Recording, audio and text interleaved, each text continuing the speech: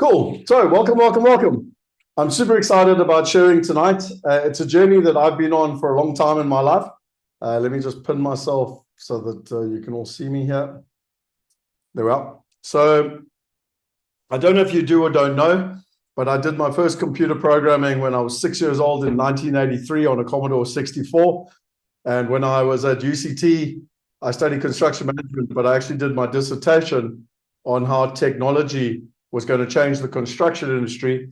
And then when I went to London, I did my master's in the same topic. So it didn't even exist. Literally 2 universities in the whole of England had a master's in construction and technology. And I went to one of them back in 2001. So I always joke with people when I did my dissertation, you know, the industry, the property industry, the construction industry couldn't even spell technology, couldn't even spell IT, to be frank.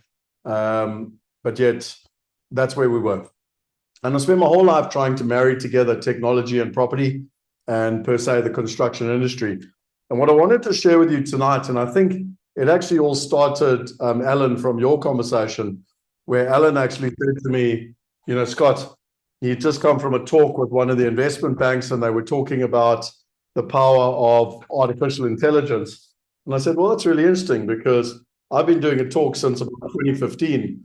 And in that talk, we've been talking about the power of artificial intelligence. So what we're going to do tonight is go into those 16 different trends. So thanks for all of you joining us. Those that are joining live, fantastic. Those that are joining, watching the recording, so be it, I understand.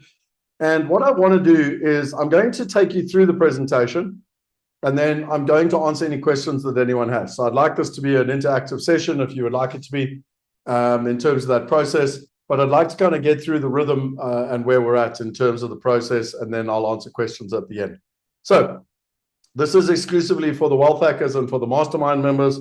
So it's lovely to have you here. It's not an open forum, and that's the value of being part of our community. Just by the way, I got asked today what other presentations I would like to do.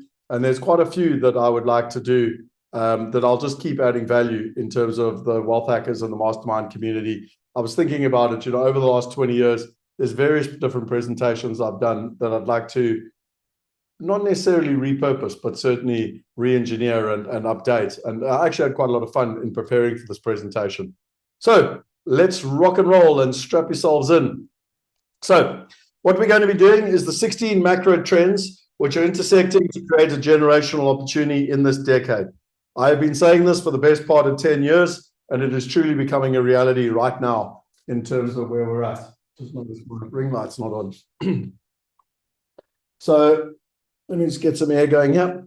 So let's get straight into it. Who knows about the concept of Society 5.0? So just type in the chat box if you know the concept of Society 5.0. It comes from the Japanese. Please just type in the chat box if you know about it, if you've heard about it. So there's Society 5.0, there's Entrepreneur 5.0, there's Wealth 5.0. Anyone heard of it before? Wow. Okay. Well, we've probably got next month's topic for the mastermind members, the bonus topic, and also for the wealth hackers. So what I'll be doing is taking you through Society 5.0, the concept of it. It was invented in Japan, and it's really where the world has gone. So I don't want to go into too much detail, but in simple terms, Society 1.0 was when we were effectively hunter-gatherers. Society 2.0 was when we went into farming and the whole agrarian age. Society 3.0 was when we went into the manufacturing age. Society 4.0 was when we went into the technology age. And Society 5.0 is where they all integrate with each other. And it's where you've effectively got technology, social and technology trends all intersecting, which is exactly what we are talking about in terms of this. And Kelly, yes, you've now picked up why all of our courses are diversification 5.0. There's actually a much deeper meaning to a lot of the things I do that a lot of people don't necessarily understand in terms of the overall process. So what is Wealth 5.0? Well, I'm going to share with you today what Wealth 5.0 is about and why it's important in terms of the process. So let's talk about, firstly, what is the difference between beginning teaching and advanced learning? Anyone be able to tell me? So anyone be able to tell me what is the difference between beginning teaching and advanced learning?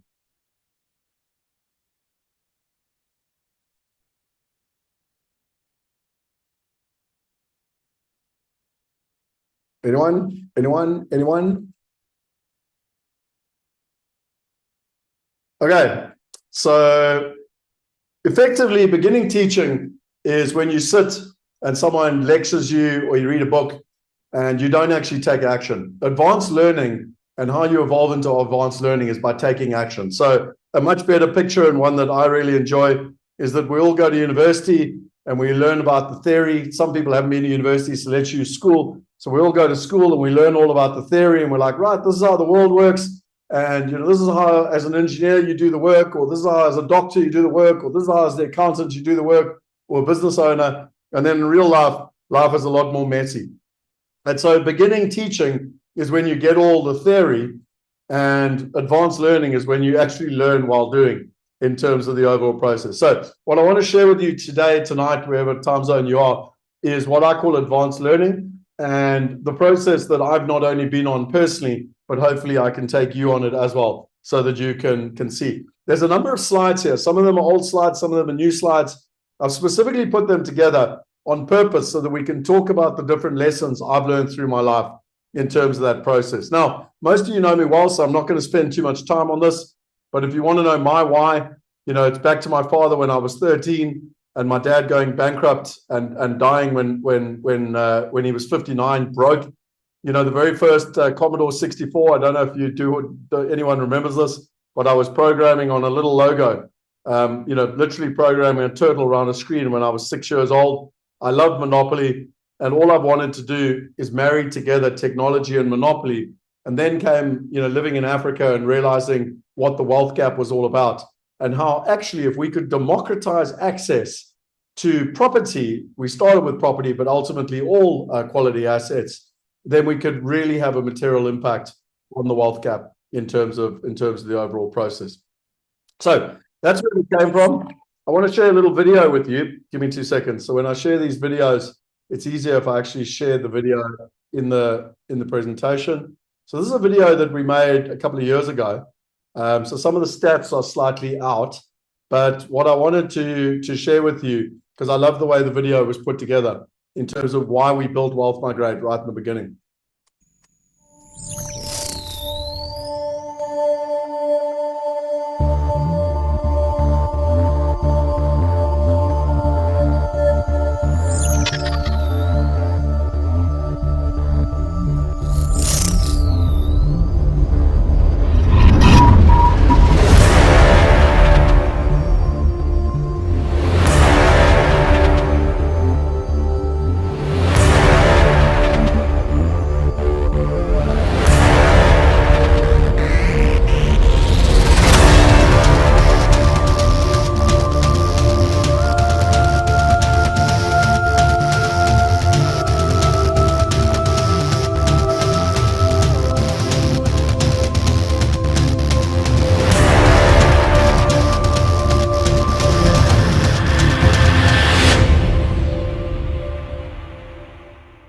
Kind of funny when I watched that video, because it said there 130 members in 133 countries, and 3 years later we've now got members in 178 countries, and we've facilitated $110 million, and we've now done $1.3 billion in total investments. So a saying that I love by Napoleon is, the right information at the right time is 9/10 of any battle. So let's use the last calamity that we all probably experienced, and that was COVID and the shutdown. And everything came to a grinding halt. I'm sure we can all remember it was literally 4 years ago in terms of that process. And what's so interesting is that when you look at cycles, people get caught up in this part of the cycle. So they're like, oh my word, it's panic, it's panic, it's panic. It's this part of the cycle. But they don't take into account the long-term trends. And so I want to share a slide with you that we actually built in 2015. And it's the maturity of user engagement. So if you look on the left-hand side here, you've got consume, participate, transact, and invest. And then on the bottom, you've got time progression. So the way the internet's worked is that it started with publishing. So people posting blogs, then it became social media, then it became e-commerce, And finally, it became investing online or social commerce. And social commerce, just to be clear, is when you marry together social media and e-commerce and they come together, you create social commerce. Now, what is social commerce? It's all the stuff that we've got so used to today. Airbnb is social commerce. Uber is social commerce in terms of that process. And what tends to happen is as this goes up, you've got an increase in share of wallet. So what that means is that people use more and more of their capital actually on a platform. You got stickier money. So just a matter of interest, how long have you been with your bank, your current bank, for more than 10 years? Okay, Lane says me. Michael says me. Chaz says me. Paula says me. Kelly says me. Renee says me. Thomas says me. Okay, pretty much everyone. Ilda says me. So what's really interesting is that the average age, the average time on a bank account is 14 years. And I always laugh, but Standard Bank gave me my Plus Plan account when I was 13 years old. And to this day, I still bank with Standard Bank, both privately and in business. And Richard, I agree with having multiple bank accounts, diversification. But let's be frank, most of us don't change banks very quickly. And so what happens is that once someone drives up this chain, that client becomes stickier and stickier and actually more and more valuable in terms of the long term, which is why banks invest so much in helping people open bank accounts, because once they're actually in the system, it's very sticky, very difficult to get in and out, which is where the annuity income comes in. So people looked at COVID and they went, oh, it's a terrible time. And, we're all stuck at home. And I always joke, this was a screenshot of me and my mates, all of us, all of us were at UCT many years ago. And many of my corporate mates had never actually used online. They'd never used Zoom. They'd never used Teams. So believe it or not, 4 years ago, the only way people worked was they went in an office. 4 years later, COVID forced adoption. The JSE had never done anything on, it suddenly launched virtual AGMs. And by the way, the JSE is in South Africa, but it was the same for all stock markets around the world. Everything was in person, whereas it basically forced everyone to go online. But I'm sure many of you have seen this adoption curve. And what's fascinating is that you've got innovators, you've got early adopters, you've got the early majority, you've got the late majority, and then you've got the laggards. And you can see here, the orange line is the percentage of market share. So in the beginning, people do things because of pleasure. So the innovators, like someone that wants an iPhone or whatever, they love Steve Jobs, they love Apple, they go out, it's about pleasure. Like they'll stand in a queue for, overnight to literally get a new cell phone. But the way that actually most people get pushed up this curve is through pain. And what's interesting is that statistically, you'll move 4 times more away from pain than you will towards pleasure. So if you look at any marketing, by the way, often they'll use pain because pain will cause people to take decisions and make action 4 times more than they will towards pleasure. And so if you take COVID for many people was this really horrible time, but actually it forced people in terms of the social commerce right up the adoption curve. And I use Uber as an example where most people had never even heard of Uber in 2013. It came out in 2009, but most people had never heard of it in 2013, even 2014. And then what happened was more and more people started to use it. They started arguing and fighting at the airports, and more people started to realize that they could actually use it. And that's an example of how Uber went from just the innovators right in the beginning, so back to this, just the innovators, to an early adopters, to early majority, to now basically all of us use it. Like literally, there's very few people that don't use Uber in terms of that process. So, for me, in terms of you've got 2 kind of choices when it comes to this technology. You can make excuses or you can be resourceful. And why I wanted to share this presentation tonight is that Wealth 5.0 is all about being resourceful. Now, we built the slide 10 years ago. So just in case you think I built these slides yesterday, I didn't. I built them more than 10 years ago. But they are very important and very relevant for you to see because we did them 10 years ago and we've been telling people this is coming and they've been looking at us and thinking we were crazy and laughing. And now it's becoming a reality. So let's start with what is Wealth 5.0. The first is that it's about your impact. What impact are you having on the planet? What is your purpose and sustainability? And it's about solving the SDGs. So that's the Sustainable Development Goals, the UN goals. There's 17 of them. Your second is about creativity and value creation. So how much value are you adding in the world? Your third is high touch. So this is about how many humans are you actually impacting? Like how can you reach more people, add more value in a high touch way? And we call it collaborative smart investing. Your fourth is high tech. How can you use exponential technologies like AI, big data, virtual reality, crypto, blockchain, etc.? All of the exponential technologies. And then finally, number 5 is how can you problem solve and future proof using digital solutions? They sit at the heart of Wealth 5.0. So I'll give you an example of what we did. We set out to build a global meta marketplace. So at the heart of it, we built technology. We've got our digital platform, we've got our wallets, we've got our compliance. We've got global marketplaces and we've got local marketplaces. On the left-hand side, we've got real estate. On the right-hand side, we've got diversification. In the bottom left, we got genres, and then bottom right, we got community. We started with building Wealth Migrate to enable people to invest internationally. Then we built the wealth movement, which was like-minded people coming together. And before COVID, it was real events, face-to-face real events. Then we built the Wealth University, which was the online learning environment. Then we built Private Wealth Global, which is our high net worth solution that we provide for our mastermind members and in collaboration with our family office, which is all about diversification, not just in real estate, but in other alternative assets. We're now in the process of rolling out our different genres. So there's multiple different genres that we're rolling out. With time next year, our intention is to roll out Wealth Create.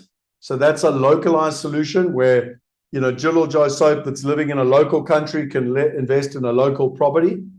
And then finally, once that's done, we will roll it out. We will effectively think of it like a franchise or a strategic partner. We'll roll it out to multiple countries. This is exactly what we're talking about. Because if you look here, in terms of Wealth 5.0, let me just go back to the slide.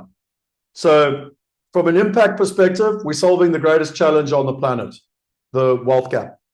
From a creativity and value creation perspective, we're not only creating value to individuals that want to invest and get passive income and ultimately, get access to opportunities they can't, but we're also giving access to other businesses because we've got an entire B2B solution, both at a genre level and at a country level. High touch, everything is high touch. Everything is using technology, social media, online Zooms, live events, etc. Technology, we use of the 15 exponential technologies, we're using many of the exponential technologies to enable this solution.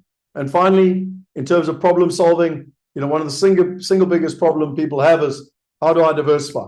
How do I make money, while I sleep? How do I protect my capital? How do I get a plan B? How do I get peace of mind? How do I get passive income, et cetera, et cetera, et cetera. And so we literally are solving that problem, future-proofing people, and providing a digital solution. Does it make sense now how you bring the two together? Is it, just give me a yes, no. I don't know, like you've got me in my passion space now. I'm in my geek mode. And, I don't want to kind of lose people in terms of going. So 10 years ago, we said to people, what about if there was an Amazon for personal wealth? Could you afford not to be part of it? Now, let's go into this a little bit more detail. There's some overlap here with the previous presentation I gave the mastermind members. But as a matter of interest, who here knows what an exponential organization is, an EXO? So an exponential organization.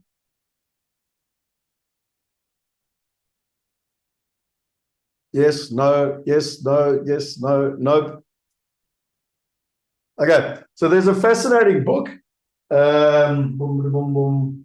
Oh, I'm not sure if I've got it here. No, I don't have it with me here. Anyway, it's called Exponential Organizations by Salam Ishmael. It came out about 10 years ago in 2014, 2015. And they looked at the most successful companies, and exponential organizations were growing 10 times faster, 10 times faster than other normal businesses. And so they went and they looked at all the data and they said, right, what are these exponential organizations doing that is different from everyone else? And they broke it down into 11 frameworks.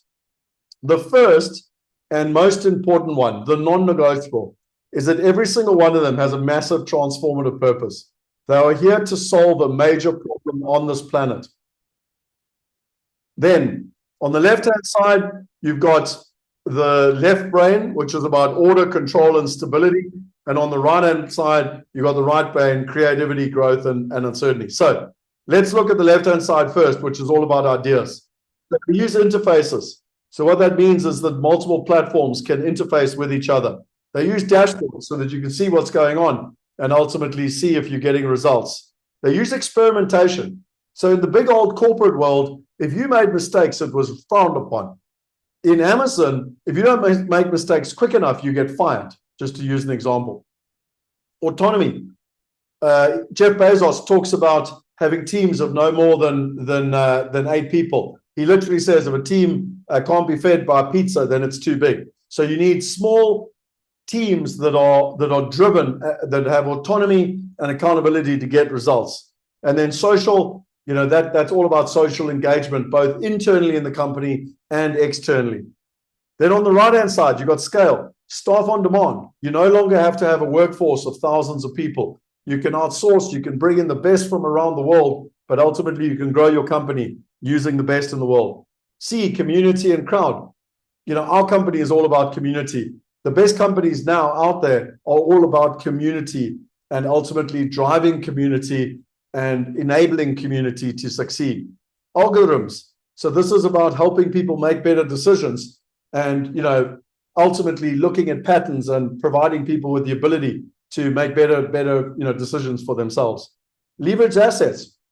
20 years ago, if you wanted to build a tech company, you had to go do everything. You had to buy all the hardware, you had to buy all the servers, you had to buy everything. Now we rent everything from Amazon, actually AWS, and for $1,000 a month, all of our tech infrastructure is rented on AWS. And then finally, engagement. How do you build engagement with a blend between technology, real life, and online? And these type of events, even though we're all digital in this environment, it's still human. It's not pre-recorded. It's not done by a robot. It's all about social interaction and engagement. So I love this little story, and I wonder if any of the mastermind members can remember. Who is Ronald Wayne? Who can remember who Ronald Wayne is? Anyone want to tell me? I'm gonna have a quick sip while I see if anyone knows who Ronald Wayne is.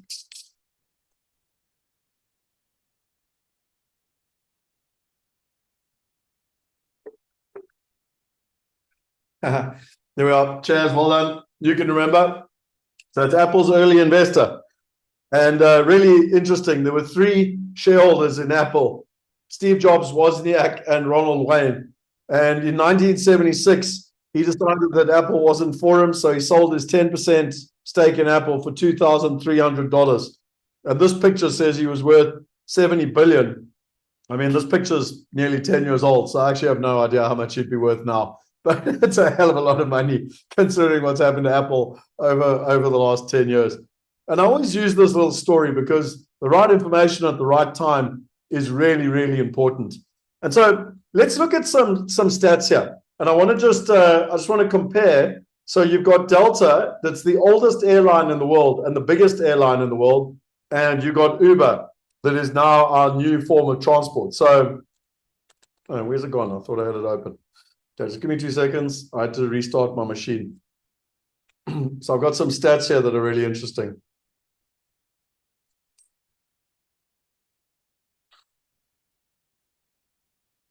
So I've been doing this for a long time.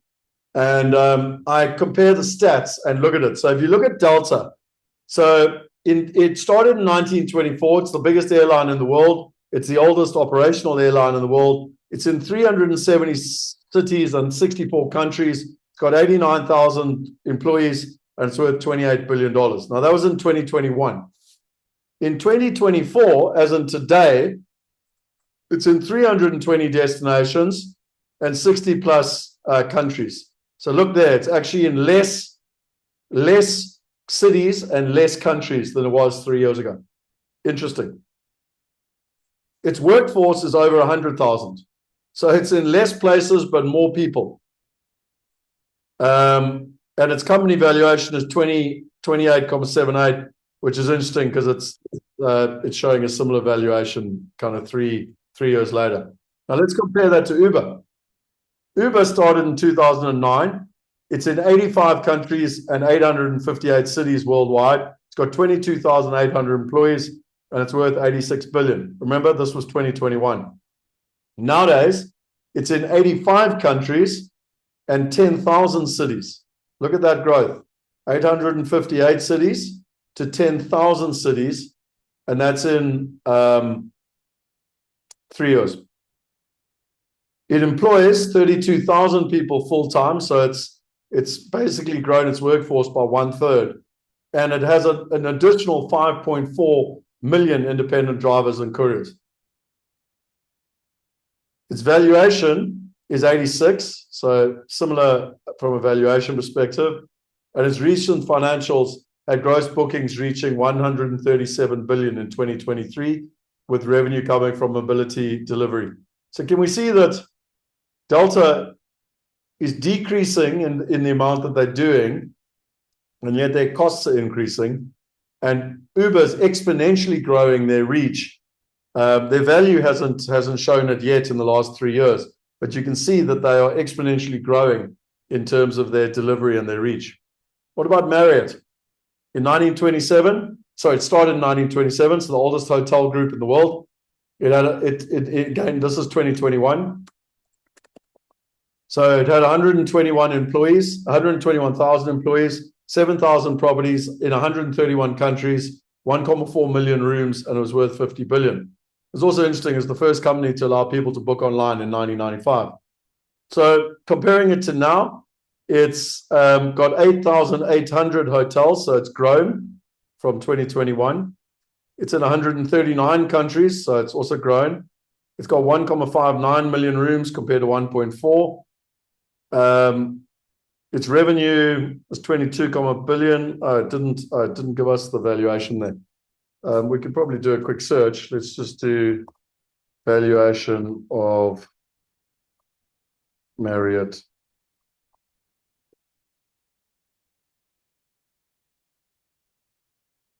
$78.21 billion. So it's actually done quite well if you look here in 3 years. Now compare that to Airbnb. In 2021, it had 5,597 employees. It was in 100,000 cities. I mean, that's incredible. 100,000 cities and 220 countries. That 7 million listings and was worth 100 billion. Now it's got 6,800 employees. So the employees have hardly gone up at all. It's still in 100,000 cities and 221 countries. It's got more than 7 million listings, and its valuation has actually come down by 20 billion because it's sitting on about 83 billion, which is a slight decrease from 2023. So it's really interesting when you look at these companies and the difference between tech companies and kind of physical asset companies. And, you know, the difference between a Delta and an Uber that doesn't own any cars, and then a Marriott that owns all its hotels, and an Airbnb that doesn't actually own anything. And so when you look at all the different technologies and all the different impacts that they've had in all of these different spaces, there's 3 things that technology does to any space. 3 things. They cut out the costs, they cut out the middlemen, and they dramatically increase the trust, the transparency, and the accessibility. Look at any one of them. Look at Amazon. it cut out the costs, it cut out the middlemen, and it dramatically increased the trust, the transparency, and the accessibility. Take any of them. Airbnb, same thing. Google, same thing. TripAdvisor, same thing. Uber, same thing. Alibaba, same thing. So I'm sure many of you would have seen this before, but Uber is the world's largest taxi company that owns no vehicles. Facebook's the world's most popular media owner, no content. Alibaba, the most valuable retailer, has no inventory. Airbnb, the world's largest accommodation provider, owns no real estate. So what do they all have in common? Anyone want to share? Come on. No passivity tonight. I want some engagement.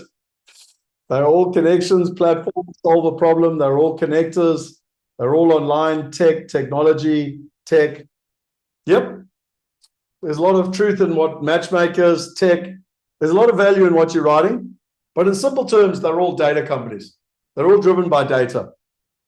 And the other thing that's really interesting is that when they looked at it, and there's some incredible books, and if you want access to these books, just reach out to me and I'm happy to share them with you, because there's some incredible books.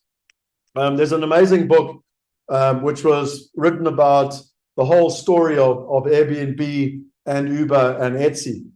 And it spoke about how it's really important because you can spot a gap in the market. And there's a number of things that one needs to look for. The first is that the customer has a horrible experience. The second is that it's inefficient and it's expensive. And the third is that there's a monopoly that the current industry kind of has. So if you take taxis as an example, any of us that used to catch taxis would agree it was a horrible experience. It was inefficient and it was expensive. And in most countries, there was a monopoly. And suddenly you had Uber. What about banking? Banking is a horrible experience. It is inefficient and expensive, and all the banks have a monopoly. It is ripe for disruption. And what about this little industry that I've always been fascinated by, called property or real estate? Think about buying and investing in property or real estate. It's a horrible experience. I mean, anyone who's ever bought a house will know what I'm talking about. It's a horrible experience. It's inefficient and expensive. And in many cases, there's a monopoly because most people don't even have access to the good quality projects. And so what I like to share with people is, in any business, when you're looking at a technology company, there's kind of 4 stages you can get involved. You can get involved. Most people only get involved after an IPO in like a Facebook or an Amazon. And it IPOs and then they only participate. If you're connected, you can get involved in kind of private equity. And but you got to know the right people to be able to get involved at this stage. At this stage, it's called the growth stage. And that's where you want to be involved in companies that are actually in the growth. They've already performed. They've already post revenue. They've got results. They've got customers. They've got clients. And then the last stage is where you're kind of in the startup phase, where you haven't really heard of the companies. They've got a good idea, but they don't have any track record. So just to share this, because it is important, and I know I shared this in the last presentation with the mastermind members, is that there's a fantastic book called New Power. And Richard Branson recommended this as one of his best books in the last couple of years. And what they basically did is they went and they looked at all of these different businesses. And so you can see in the top left side here, you got the New Power model. On the bottom here, you got the Old Power model. Over here, you got the Old Power values. And over here, you got the New Power values. Now, what's fascinating is in the Old Power model, Old Power values, you got the likes of Encyclopedia Britannica, the Nobel Peace Prize, Obama, Apple, etc. Then you got cheerleaders like Zappos and The Guardian over here in the New Power, but still with Old Power model. On the left-hand side, you got the New Power model, but with Old Power values. So it's top-down command and control, Uber, Facebook, etc. And then on the right-hand side, you got crowds. So you've got like Etsy, Wikipedia, Occupy, Kickstarter, Obama campaign, Huffington Post, Google, XPRIZE, LinkedIn, etc. Now, I then took this model So like most things I do, I go and read and I do all the research, and then I simplify it so that I can understand it. And you take the same model, and on the left-hand side, you can see return. So you can see return goes from the bottom to the top. You can see risk goes from short-term risk to long, so low risk to high risk in the short term. You can see exponential goes from low to high. And then on the top, you've got global to purposeful. And what's important is that, these are brands everyone understands. So you've got Encyclopedia Britannica that's sitting here, and you've got Wikipedia that's sitting in the top right corner. You've got Marriott Hotels that's sitting here, and you've got Airbnb that's sitting in the top right corner. You've got Barnes & Noble, the bookstore, and you've got Amazon sitting in the top right corner. And in the property game, you've got all the traditional ways of investing in property in the bottom left corner, and then you've got platforms like Migrate in the top right corner. And in my opinion, in the short term, the risk is certainly higher when you're embarking upon the new model, new power regime. But over the long term, the risk actually reduces because it's captivating all of the technologies and the social trends in terms of where the world is going. And that's what I want to share with you. So give you an example here. I love rugby. And in 2003, I lost £11,000 buying rugby tickets to the World Cup. And so I learned very quickly how to buy tickets online. And I always joke with people, but if I bought a ticket from 7104 Leslie on eBay, this person, I don't know if it's a man or woman, has done it 974 times with 100% positive ranking. I've got more chance of getting my ticket through this person than I do through my own brother. And we've all learned about this. We all buy tickets. We go on holidays. We book to restaurants. And yet the question I always have for people is that why couldn't we use social proofing for investing? When you look at of Alibaba or Airbnb, you literally on all of the different platforms here, you got all the social proofing, positive, neutral, negative feedback. What is the seller? So not just the buyers, but what about the sellers? Is this a consistent seller? Do they do their job? This is on Amazon. What about Alibaba?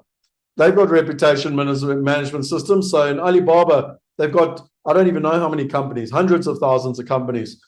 And you've got people that can go in and they can actually pay for different badges. You can see the transaction levels. You can see how long they've been on the platform. You can see what type of seller they are and in terms of the whole process. And so the question I always have when it comes to investing is why couldn't we do exactly the same thing?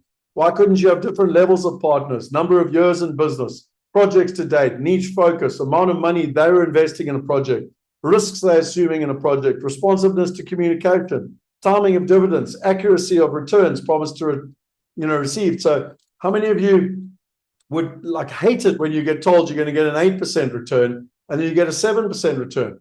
Imagine if there was a way, a metric to be able to say, okay, this company has consistently for 5 or 10 years promised a 7% return, but actually paid a 7.5% return. So they outperform their predictions. And then you could actually have rankings in terms of people and investments. And so when you look at it, there's all of these different badges as an example. And you could have all the 10 different badges, including due diligence. And again, I don't know if you know how Wikipedia works, but there are 20 million people around the world that have the rights to put stuff on Wikipedia. It's crowdsourcing, but not everyone has the rights to go to crowdsourcing. It could be exactly the same when it comes to due diligence on the supply side. On the investor side, you can have investor networks. You can have people participating and working together. They can be sharing it with their friends and investing together and collaborating. They can have badges and rewards, but they can also compete with each other in terms of that process. They can have circles and networks and badges engagement. This is where the world is going, ladies and gentlemen. It's already happening all around us. And the only difference is that it's happening in all other spaces, but it's not yet happening in the investment space. And so back to that old power behavior, new power model. The old power behaviors when it comes to investing is all about complying and consuming. That's all that happens. Whereas the new power model is about sharing, affiliating, adapting, funding, producing, and shaping. It's all about building communities and being part of the new power models in terms of where the world's going.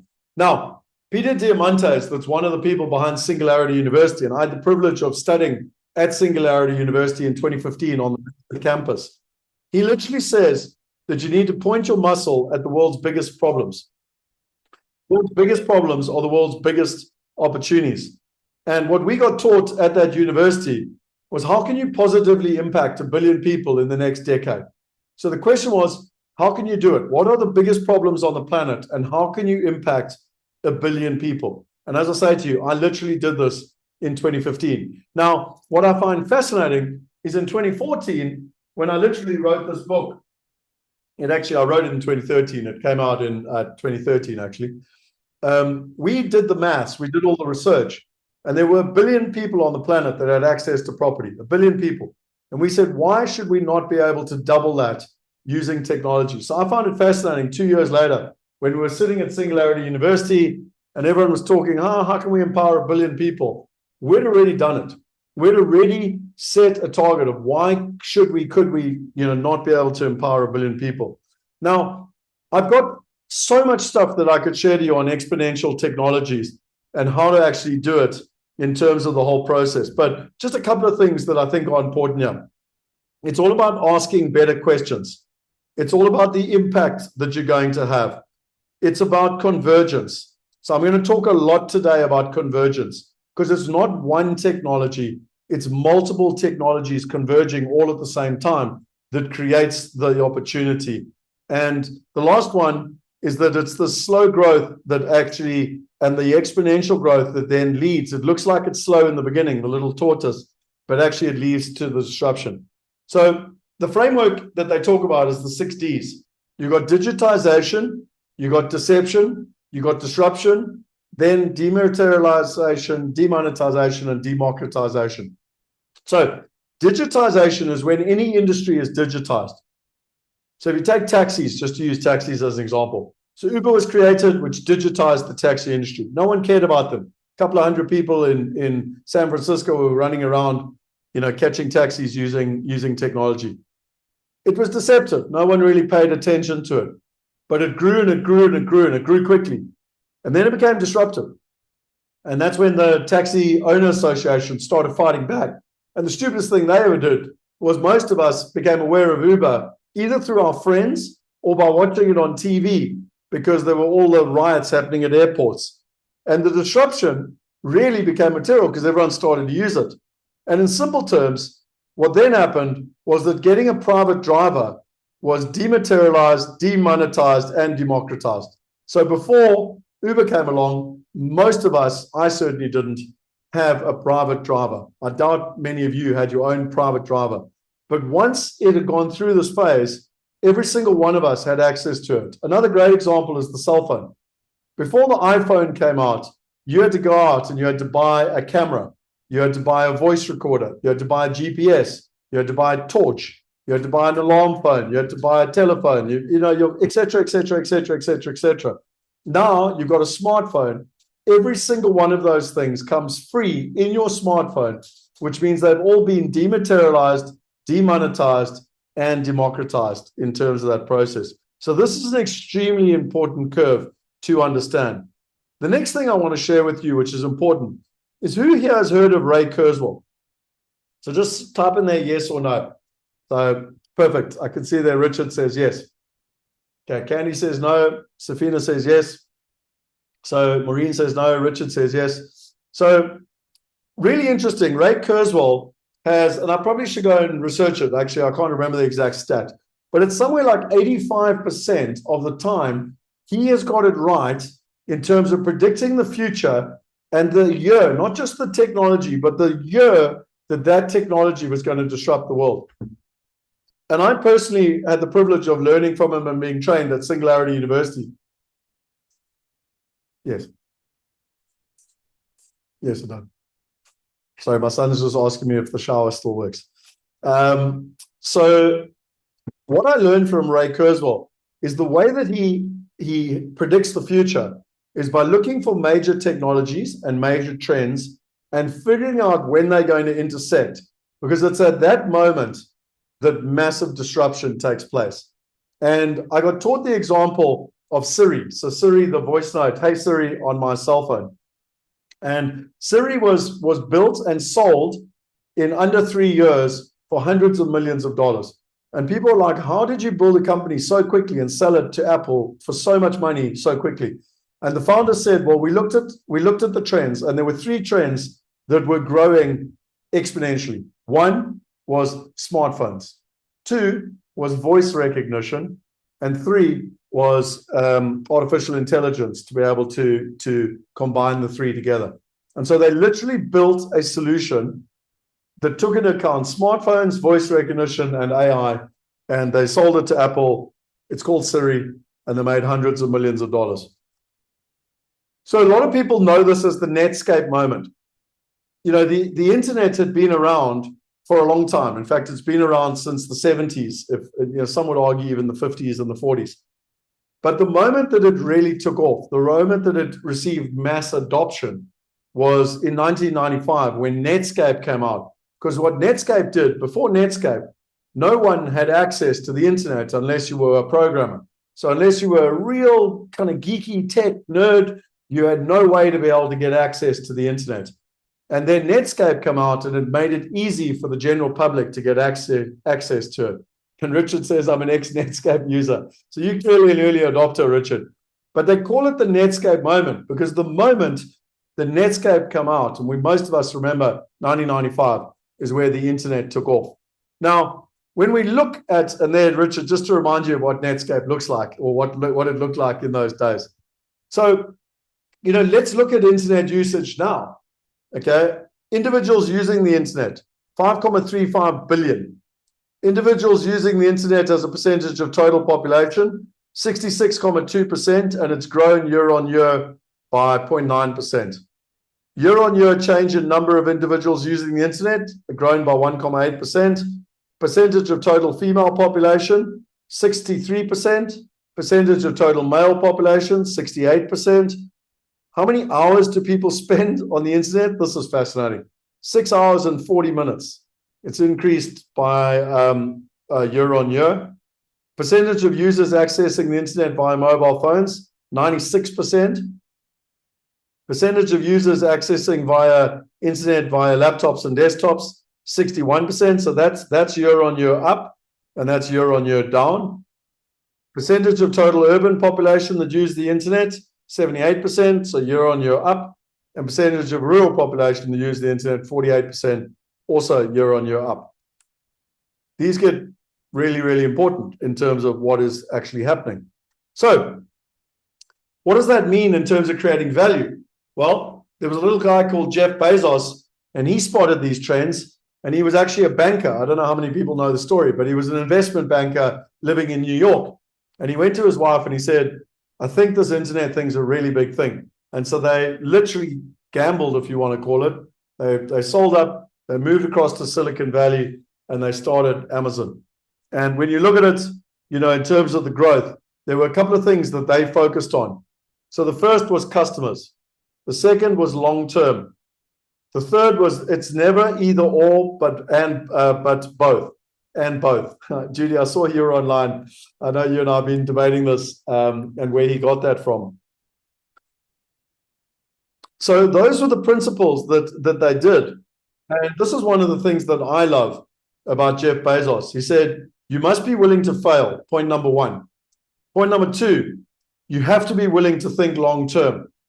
And point number three, you have to be willing to be misunderstood for long periods of time. I mean, when you think of the chaos that Amazon put up with, and .com bust, and there's so much negative press that was out there about Amazon and what they were doing and how bad they were and everything else. And yet, if you look at the other side of the fence, 20 years later, you know, by 2020 he was the richest man in the world. Actually, by 2018 he was the richest man in the world. And what I find fascinating is if you put $10,000 pre-IPO into Amazon, it'd be worth $20 million today. Pretty interesting, eh? That's the value of long-term trends. The other thing that's interesting is Naspers. So Naspers invested in in Tencent, and a lot of people, Naspers had been in China for about 5 years, and they'd lost a lot of money in China. And they finally decided, almost as a last-ditch attempt, they're going to put $32 million into Tencent and buy 46.5% of Tencent. And what's interesting is that today that stake is worth about $120 billion. So again, just $32 million turned into $120 billion. They reckon it's literally the single biggest private equity investment that's ever been made in terms of that process. So 10K invested in 2001 is worth 59.6 billion today, based on that investment. And what I find interesting is when you look at this, and I did the maths over 20 years, if you take 2,000, if you invested $10,000 in Amazon, Alibaba, Elon Musk, or Naspers, it would be worth 274 million in Amazon, 108 million in Alibaba, 40 million in Elon. It'd be interesting. I should redo that maths based on 2024 because it'd be really interesting to see. And Naspers, it'll be 55 million. Just by the way, is this valuable? Because we're about to go into the 8 technology trends. And why I'm trying to show you this is that it's really important to look back in history. They always say in history, look back in history, learn from history what you can learn, and then look forward in terms of predicting where the future is going. So the reason I'm helping you look backwards is I'm showing you over the last 30 years, what are some of the major things that you need to look for? And back to Ray Kurzweil, there's 2 major paradigms that we need to be looking for. We need to be looking for industries that are being exponentially disrupted, and it's the 6 Ds of disruption. That's the one thing we need to be looking for. And the second thing is, according to Ray Kurzweil, we need to be looking for long-term trends that are intersecting, and that's where the sweet spot is. It's both. So it's finding industries that are being disrupted by technology, and I told you already, it's industries where customers are having a horrible experience, it's inefficient, it's expensive, and generally run by a monopoly. And then you've got these trends intersecting, and if you can find that sweet spot, that's where massive value is being added. So let's go to 8 technology trends. And I started doing this in 2015, believe it or not. And when I went through this last night, I was quite astounded to think that actually not a lot has changed in terms of these trends, these major trends that are still having such a massive impact in our lives. And actually now, 10 years ago, I was just talking about them, but now they're actually accelerating and really having a meaningful impact. So the first one is blockchain and solving trust. The second one, I'm going to spend a bit more time talking about these. The second one is artificial intelligence, connecting us with the world's intelligence. The third is big data, algorithms, and quantum computing, helping people make smart investments. The fourth is VR and AR, experience the reality. The fifth is O2O, connect with the best in the world. The sixth is mobile phone adoption, connecting the global economy. The seventh is 3D printing, reducing costs drastically. And the eighth is the digital layer, the IoT, and bringing it all together. So this, I'll go into each one of these to explain. And what I find really interesting is that it's been so fascinating, the journey that we've been on, because for 10 years, we've been telling people this, and for 10 years, people have thought we're a bit mad. So in 2016, we were the very first platform in the world, the very first real estate platform in the world to go on the blockchain. This is literally our blockchain code in terms of when we went live in 2016, in terms of our platform. Now, what is blockchain and what is it all about? The best video that I found, just as a matter of interest, who here knows what blockchain is? Like, if I stuck a gun to your head and said, right, do you know what blockchain is and can you explain it? So Richard knows what blockchain is. Anyone else know what blockchain is? Thomas says yes.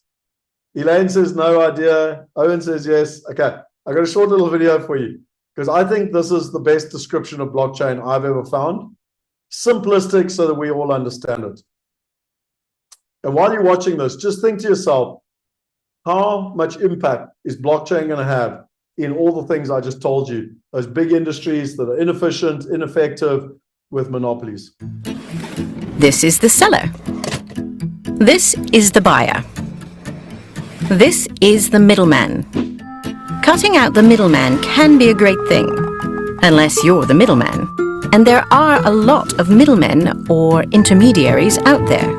Entire industries, such as payments or securities clearing, have evolved to rely on them. Why? Because they establish trust where there is none. They establish ownership, that the seller has the right to sell what's being sold. They attest to history, that there is a clean transaction history. And they certify ability, that the buyer has the money to buy it. All pretty critical details when you don't know the person on the other side of the transaction. Intermediaries know and trust one another. Their business is based on it, so they have more to lose than gain from breaching that trust. But what if there were a better, cheaper middleman? One that didn't add as much cost, complexity, and chance for error?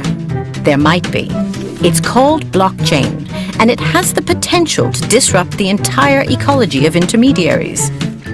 It's a distributed ledger that relies on large networks of computers that redundantly encode transaction data by solving complex mathematical equations. The secure ledger provides an inviolable record. If the history of an instrument is incorruptible and available to all parties, there's no need for a third party to vouch. Blockchain is proof of ownership, history, and ability in non-centralized encrypted form. It's fast, transparent, and free of error. The question is not whether blockchains can cut out the middlemen in complex transactions, but rather which middlemen and when.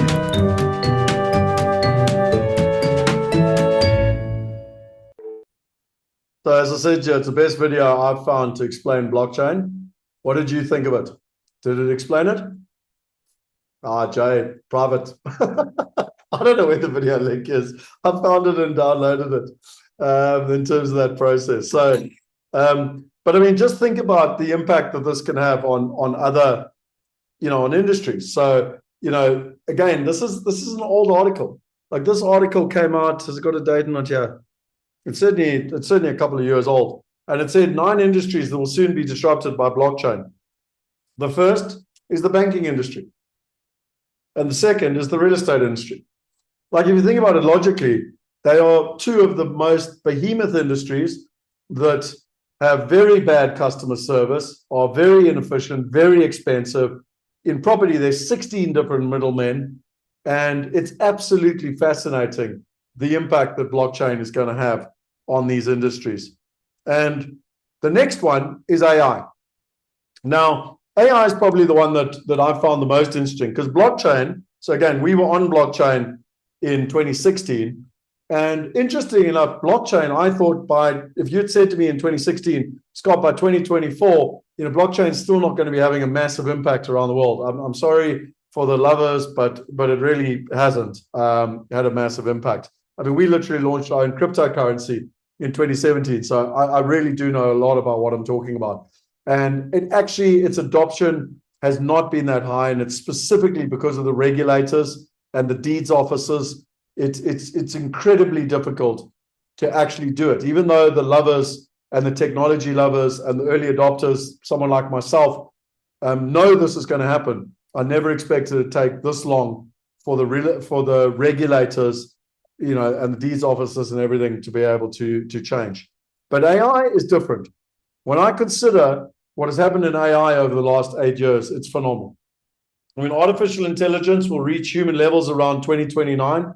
Follow that out further to say 2045, we'll have multiplied the intelligence, the human biological machine intelligence of our civilization by 1 billion-fold. Ray Kurzweil talks about singularity, and singularity is when literally computers are more intelligent than we are. So I went and did some research for you in terms of AI, and believe it or not, where do you think I went? Can anyone type in the chat box to get my research? Completely right, Chaz, ChatGPT. So let's go have a little bit of fun here. And I was going to show you on the slides, but I actually think it's more fun to show you on ChatGPT. So where did I do this now?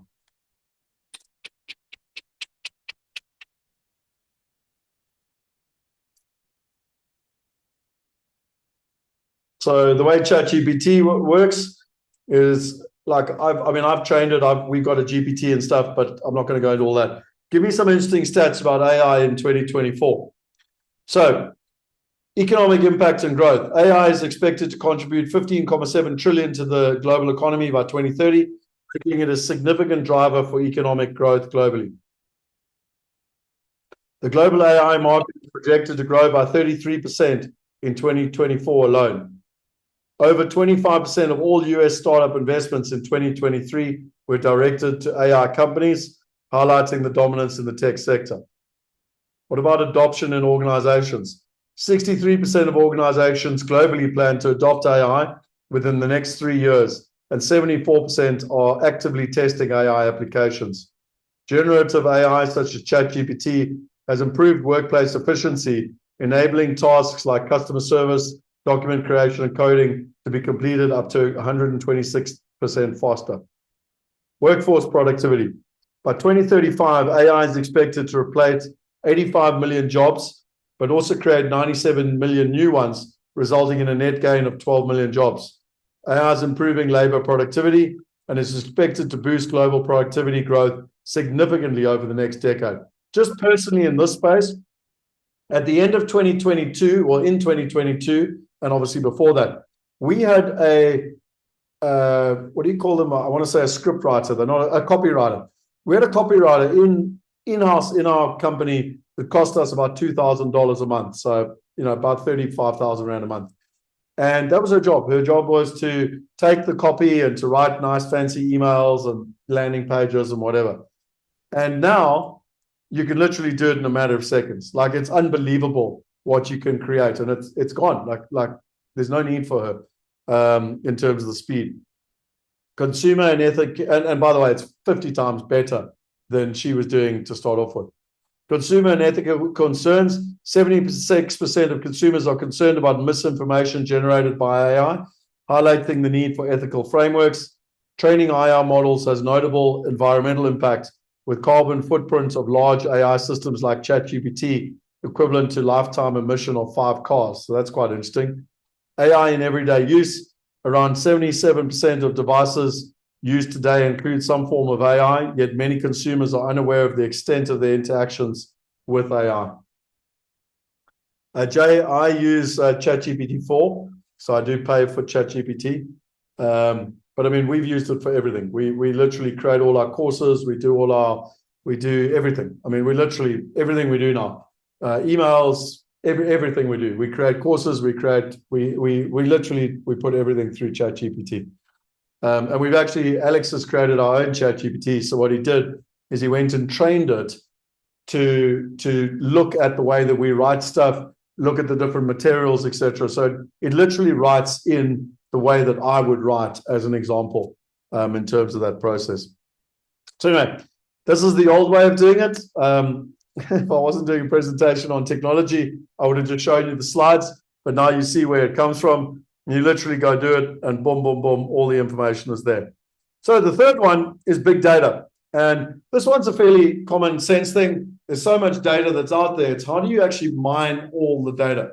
And so a good example of this that I like to use is if you take, we built an investor test back in 2019, 2020, and that's to help investors be able to make better decisions. And then we built GIDS, which is on this. So the one was on the demand side, the other one's on the supply side, which is our global investment due diligence system with its 10 layers. And ultimately, what you want to do is using AI and algorithms and big data, you want to be able to help people make better, smart investment decisions. Now, I'm actually more excited now about the Enneagram and wealth because it takes it to a whole nother level. And think of it, the best way to describe it is like internet dating. It's like Tinder. What does Tinder do? You've got a bunch of people that have a bunch of likes on the one side, and you have a bunch of people that are looking for people with their likes on this side, and it just matches them together. Well, in simple terms, this is exactly the same thing. It's taking all the data, it's synthesizing it, it's using AI and algorithms, and it's helping people make better choices. And hopefully, when in the investment space, you can now start to see what a material impact this can actually start to have. VR and AR.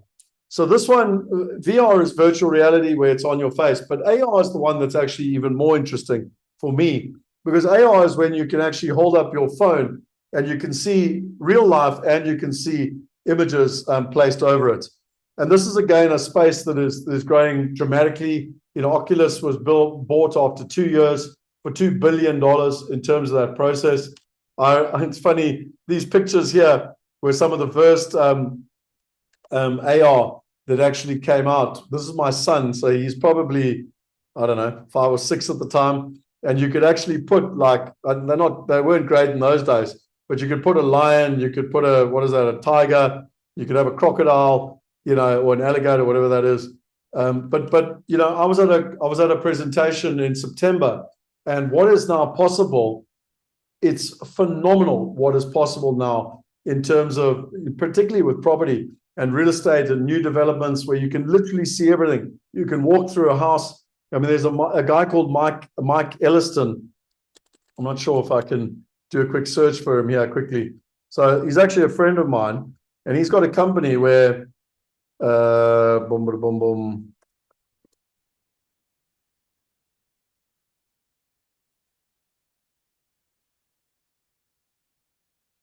Yeah, I'll have to go and find a video from him. But I mean, what they're doing is just absolutely phenomenal. I'm not actually sure which is his company. I saw him present on stage, and it was just phenomenal what they were doing. And they're now working with some of the biggest property companies around the country. And what they're doing is teaching people how to do it. And it's just phenomenal what they're actually doing and how they're actually doing it. But what I found most interesting is that his top developer, none of his developers are programmers. He's got about 30 developers. Not a single one of them is a programmer, because the tools are there now, so you can create all of this stuff without programming skills. The next one is O2O. So this is online to offline. So what most people don't understand here is that there's this massive adoption around the world, and some people know about the SoftBank Vision Fund, where old what's his name now? Maybe someone can just write it in. I've forgotten the name of the guy that did the Vision Fund. But anyway, he raised nearly $100 billion, and he went out and he invested in all these companies that were doing both. So O2O, online to offline, is things like all the different companies here. So you can see Uber. So Uber's a great example. Like, you've got physical cars, but you've also got the cell phone technology. You've got Nevada, you've got WeWork, you've got Flipkart, et cetera, et cetera.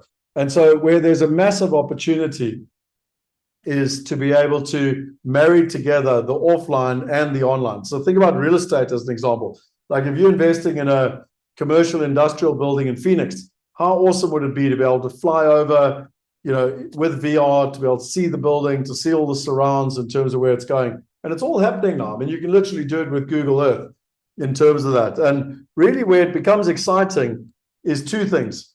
The first, and I learned this from Roger Hamilton back in 2011, 2012, believe it or not. There we are, someone's put it in for me. Son of Japanese, the SoftBank founder, what's his name again?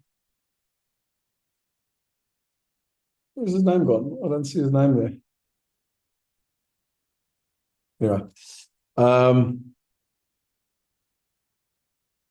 So you basically, from 1998 to 2008, you had Web 1.0. From 2008 to 2018, you had Web 2.0. And from Web 2018 onwards, we got Web 3.0. And this is quite important. Again, I can do an entire talk just around what's going on here. But really, when one looks at it, is this Masayoshi, I can't pronounce it. Anyway, is that you've got all of these new minds that are coming on, so you've got the global population, you've got internet users, and over the next, 10 years and more, there's just all of these people that are coming online that are actually joining the new internet age. The next one is 3D printing. So this one is really interesting, and I've got a little video to share with you here. So has anyone actually seen 3D printing live? Like, we've heard about 3D printing for a long time. So I've got a short little video here. I'm not going to play the full 5 minutes, but I just want to show you quickly.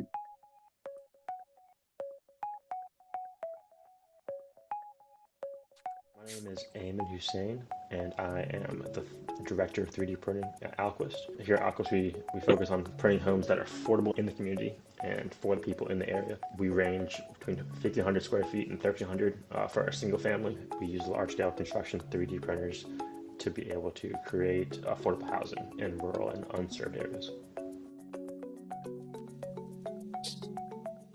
So when we arrive on site, we typically work on a slab or a ribbon footing, and what we do is we set the printer up around where the house is going to go. We typically have around 5 or 6 pieces of equipment, and that is printer, and we also have a control panel to operate and monitor the print settings.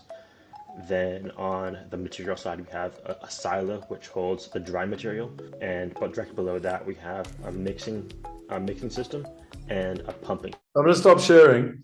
I can share the rest of the video with you. But my point being is that I've been on a lot of sites around the world. I come from a construction background. I'm yet to actually see this in commercial activity. So I've heard about it. I've seen the videos. I've seen it in colleges, like someone said up there. Safina said in colleges, etc. But I've never actually seen it being used commercially until I went to America on my last trip. And on my last trip to America, I was actually blown away by this here. So, why is it not playing? Oh, damn it, man.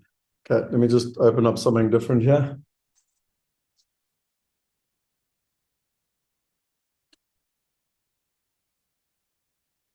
So, can you see my screen here? What are you guys seeing? No, you're not seeing it. So, I don't know why this video is not playing.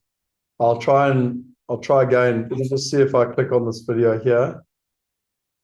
Okay, so if I play this video, don't worry about whether you can hear it or not. And again, it's 5 minutes long, so I'm not going to play the whole thing. But so Jacob, I'm here with Jack, and this house here. You hear it? It's a big shed, to be fair, but it can be a low-income house. Tell us just a little bit about it. Like, I know you've just been telling me some amazing things, but I really want Jacob to hear this. Yeah, so it was a previous builder in another lifetime before I was an attorney. And what we realized is that stick building is just, there's no money in it, and there's no way to do it because of the quality of the wood and everything else. So what we've done is we've taken some Howard machines, which are effectively so just to look here. So like there it all is. It literally gets like printed here, basically. So basically what we do is we print all of the components to the 32nd of an inch with everything dimpled and ready to be screwed together. So you can see it's not just printing steel studs, but everything is pre-designed to go together in a perfect way. So every wall is flush, every wall is square, everything is exactly as it should be. And we can put, for example, one of these up in less than 5 minutes. It prints off the machine in less than 30 minutes. And a house is, let's say, 1,000 square foot house. We could put one whole frame together in a day. Easy, we probably do 2 houses in a day. And then we can wrap. Sorry, did you just hear that? So 100 square meter, 1,000 square foot, 100 square meter house, they can put together in a day, if not 2 in a day, and it gets printed in like a couple of hours. Are you with me? Like, this is the first time I've seen this stuff properly now in commercial. Like, I've been in the factory. This is me in America, in Atlanta, 3 weeks, 2 months ago now, in terms of it. And I was just blown away. So I can play this whole video for you. But I mean, you can see here, that's the machine there. They've got 2 of these machines. Then over here, that's the assembly line. They basically put it together like Lego, like Meccano. And then they can assemble it on site. There's no mistakes. It's unbelievable, the level of accuracy. And the best part is they can do all of it running out of the office in Atlanta, but you can have machines all over the world, okay? And they can literally print on site. Now, any of you who've ever been in construction, just in my interest, if you've been in construction, then you'll probably know why this excites me, because no laborers, no brickies, no carpenters, no human error, literally people that put Lego together, like, okay, in terms of the process. Now, what's also interesting is that the average house in Atlanta, like now, like an affordable home, will be somewhere between about $350,000. They can build these for under $100,000. Are people starting to see the dots? Join the dots. Like, so no, I don't want to take too much time on each one of the trends, but I've yet to see this trend really actually having an impact around the world until I saw this. And this is actually a video I was making for my business partner. And I even took Brendan Brown to the site and I said, right, this is going to dramatically change the way the property industry works. Okay, so let me go back to my PowerPoint. We've got to get rid of that this video. Okay, and then finally, you got the digital layer, which is the IoT.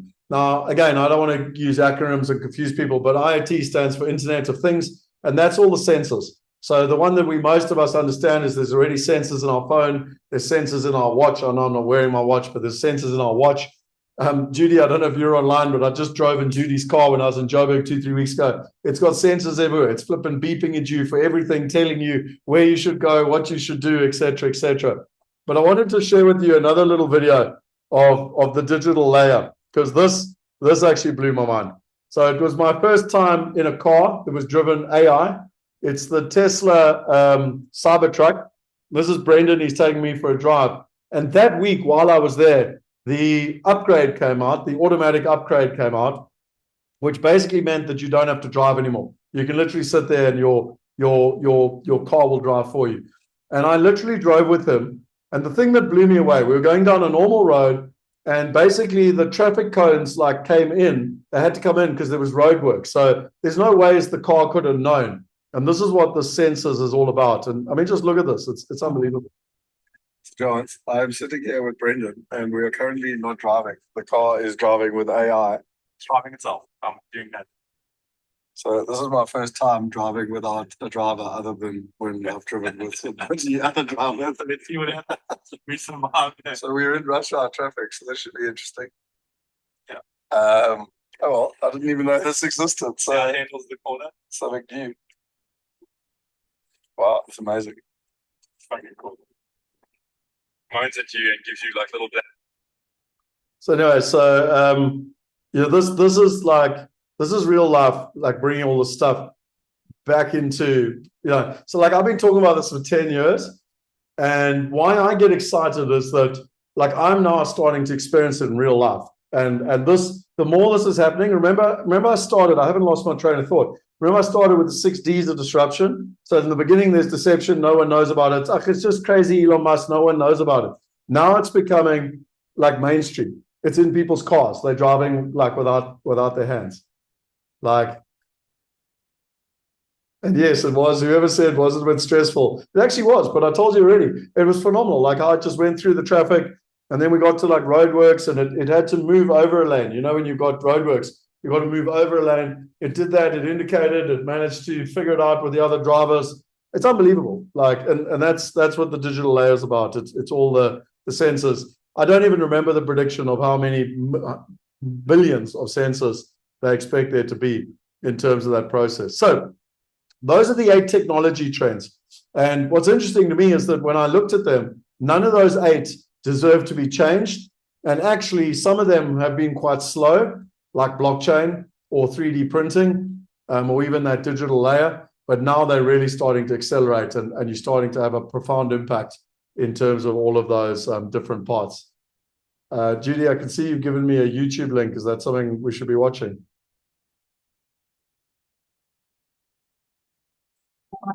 Okay, so it's a Tesla thing. So I'll. It's a bit long to play it. It's an hour, but I'll watch it. In terms of that, so the Tesla robots, yes, no, I've seen that with the RoboCab. It's fascinating. Corolla, how would it handle SA potholes? I have no idea, but at the end of the day, it's got all the sensors to be able to track these things. Let's go to the 8 societal trends, because these are as important. So the first one is social commerce and collaborative investing, increasing returns and reducing risk for investors. The second is the rise of the middle class in emerging markets and the 3 billion unbanked people joining the global economy through the mobile adoption and internet connectivity. The third is globalization and local volatility, creating conditions where investors desire diversification across countries, assets, and currencies.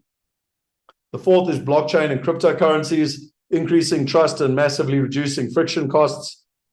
The fifth is social pressure to democratize access to wealth, to empower the 99%. The sixth is gamification and learning while doing, fundamentally changing the education system. The seventh is personalization and personal solutions for themselves and their families. People want the power to create freedom in their lives and have a meaningful connection with their investments. And the eighth is investors wanting to have a purposeful impact on co-creating the planet they want to see. So let's do the same thing in terms of going into these. So I know that I'm weird, and I'll just own that. But I actually built this model. And how did I build this model? I did my dissertation in 1998 on how technology was going to evolve the construction industry. Now, if you look back over history, you've got what's called craft construction, and then you got craft construction, then mass construction, then lean construction. And what that basically means is if you take cars, in the beginning with cars, they were only there for the wealthiest people. And they had craft construction, which meant they bespokely put the car together. A bunch of artisans worked together. They put a car together. It was very expensive, and it was only available to the wealthiest people. Then Henry Ford came along with mass production, and he created the Model T Ford, and it was put on big production plants.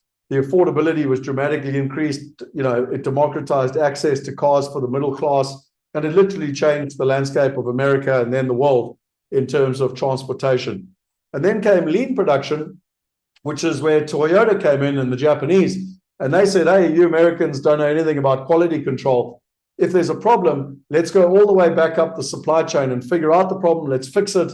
And that's where Toyota became, so well known around the world, and the Japanese in general, for the quality in terms of that process. So if you look here, what I built was a model where you've got the period. So when did it actually start? You've got production and marketing. Then you've got commerce. You've got compliance and regulation. And then you've got brands, which just best represented. So I just like to do this so people can understand it. So you got craft production, and the brand that kind of best represents this is no brand. No one really remembers anyone, but it was people building like for individuals. Then you got mass production, and the best one that represents that is kind of the Ford Motor Company. Then you got lean production and kind of mass marketing and digital production and e-commerce. And this is where the SEC and the regulators were involved. And you got kind of Toyota and Amazon. Then you got social media and fintech. You got social networks, things like Facebook. You got crowdfunding platforms, social proofing, things like Kickstarter. Then you got the shared economy. Okay, and that's social reputation management, which is Uber and Airbnb. And you basically got digital marketplaces. Then you got equity crowdfunding, crowd investing, collaborative investing. And this is when the Jobs Act came in, which is in 2013. And you got things like Crowdcube. Then you got cryptocurrencies, blockchain, exchange in the crowds, distributed ledgers, and the likes of Bitcoin. Then you got ICO investing, social commerce, all of the above, and then Ethereum. And then finally, the future is about collaborative smart investing and wealth migrate as an example. Now, does anyone know what collaborative investing is? I know I'm going quite deep here, and I know there's a lot of information. I'm probably giving you too much in one webinar, to be frank. But does anyone know what collaborative investing is? And do you know what the principles of collaborative investing are? So yes, Kelly, it is investing together, but there's actually principles to collaborative investing. And I've actually got a LinkedIn article on it, which I can share with people. So if you literally go to this link here, so let me just pull it up in the.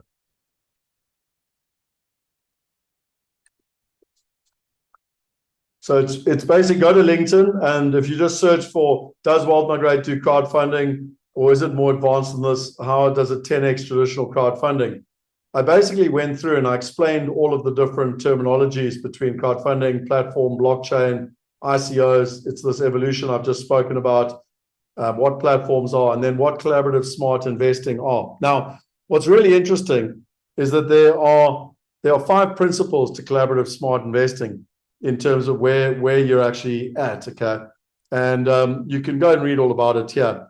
But traditionally, collaborative smart investing was only available to the kings and queens because they had all the money. So you needed to have a huge amount of resources to be able to do collaborative smart investing. And now technology has basically made it available. So that's why we call it collaborative smart investing, because you effectively are using technology in terms of this process. And I'm just looking for those 5 principles to see if I could read them to you.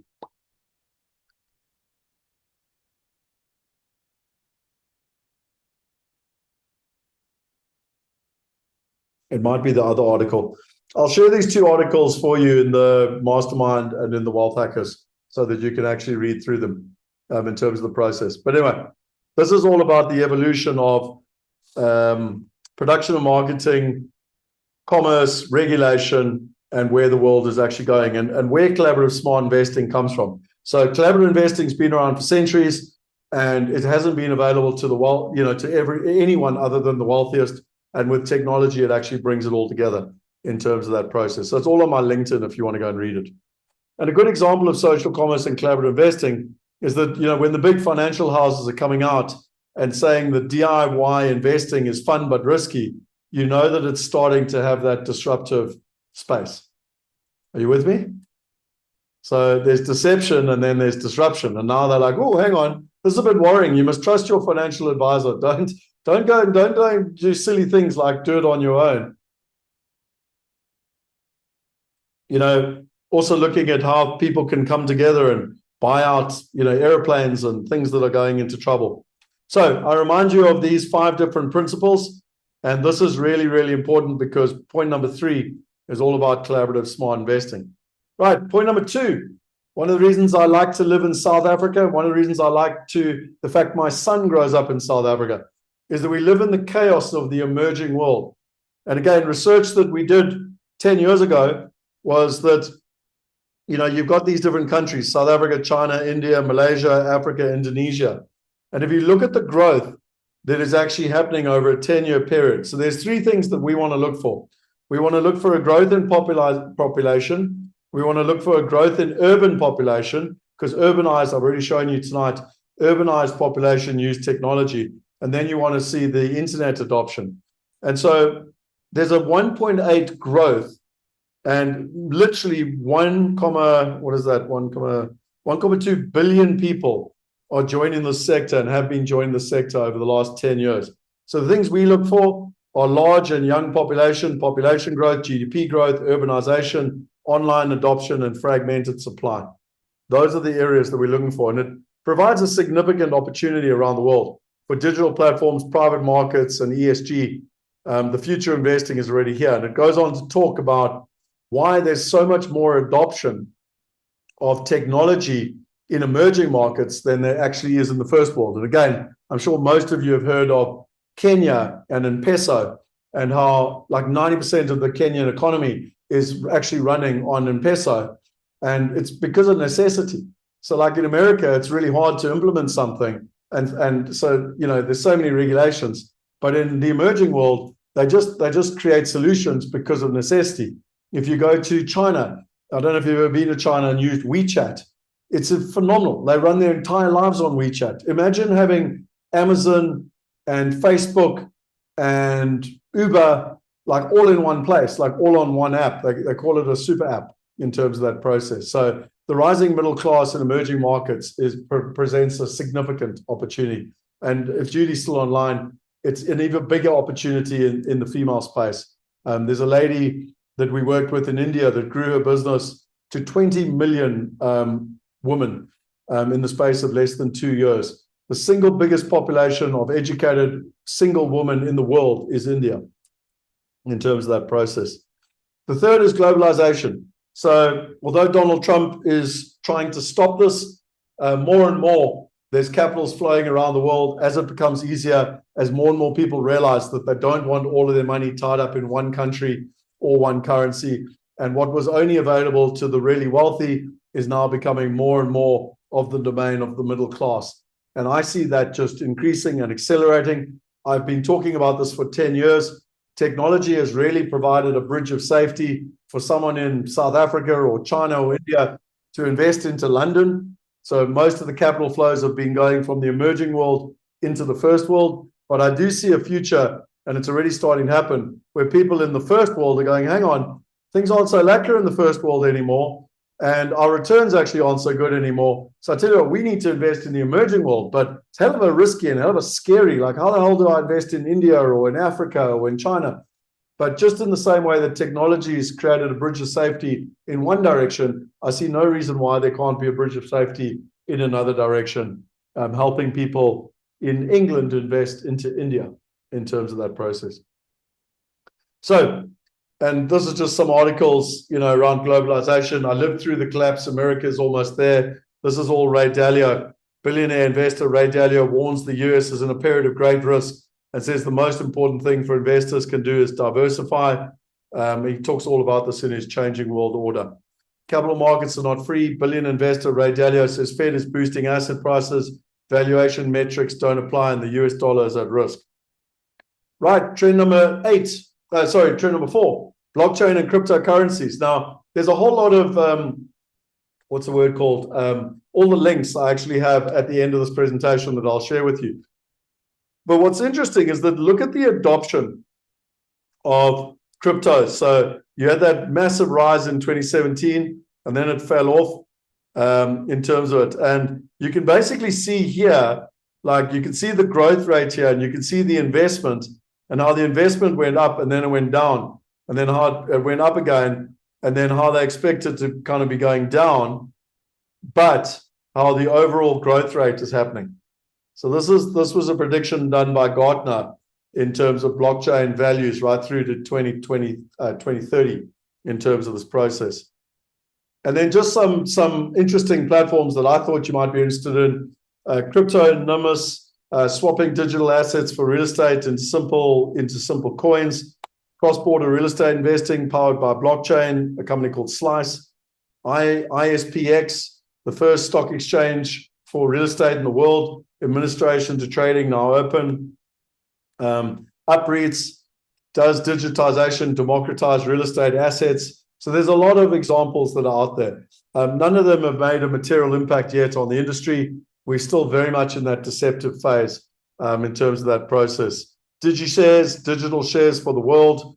Reno, disrupting the commercial real estate industry.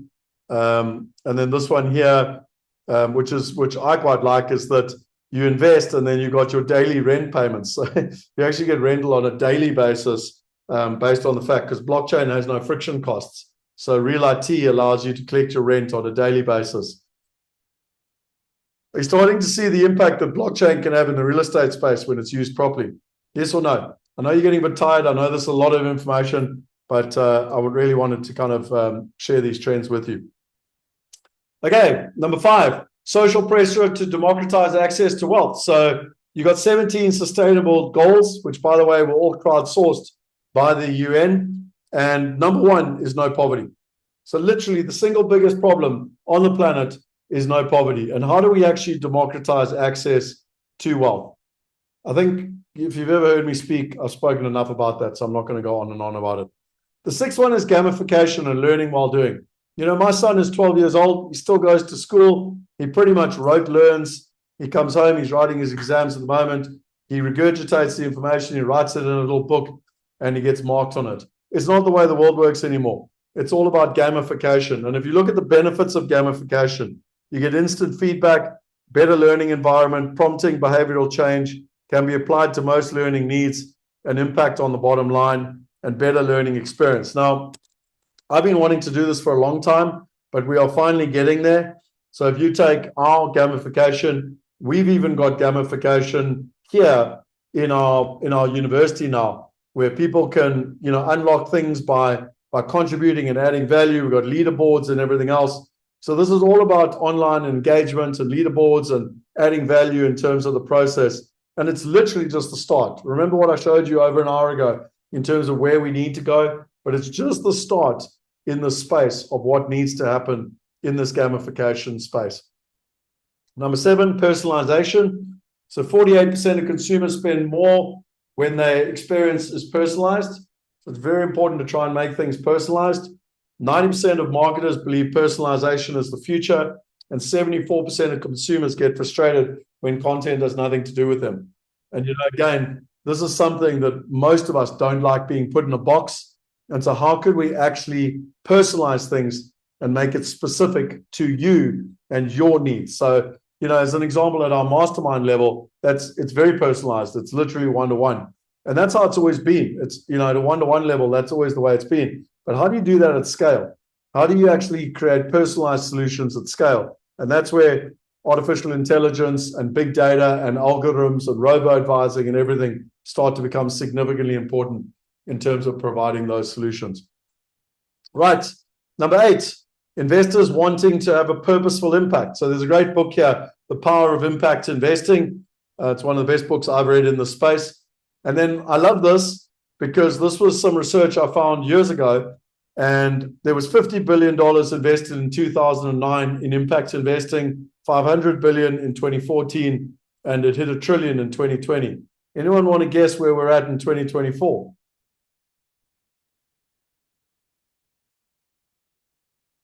Anyone? ChatGPT it. It's 2.5 trillion. So again, look at the exponential that it's happening here. Do you notice what I'm doing here, where I'm showing you these trends, the societal trends and the technology trends, and how each one of them is exponentially evolving, and yet they're all intersecting all at the same time in this decade. So here's one that I love. You know, I was sitting with one of the mastermind members in Pretoria recently after our event, and he was like, "Oh, my daughter lives in London and she can't afford to buy." And I said, "I know. We need to basically start the concept of rent to invest."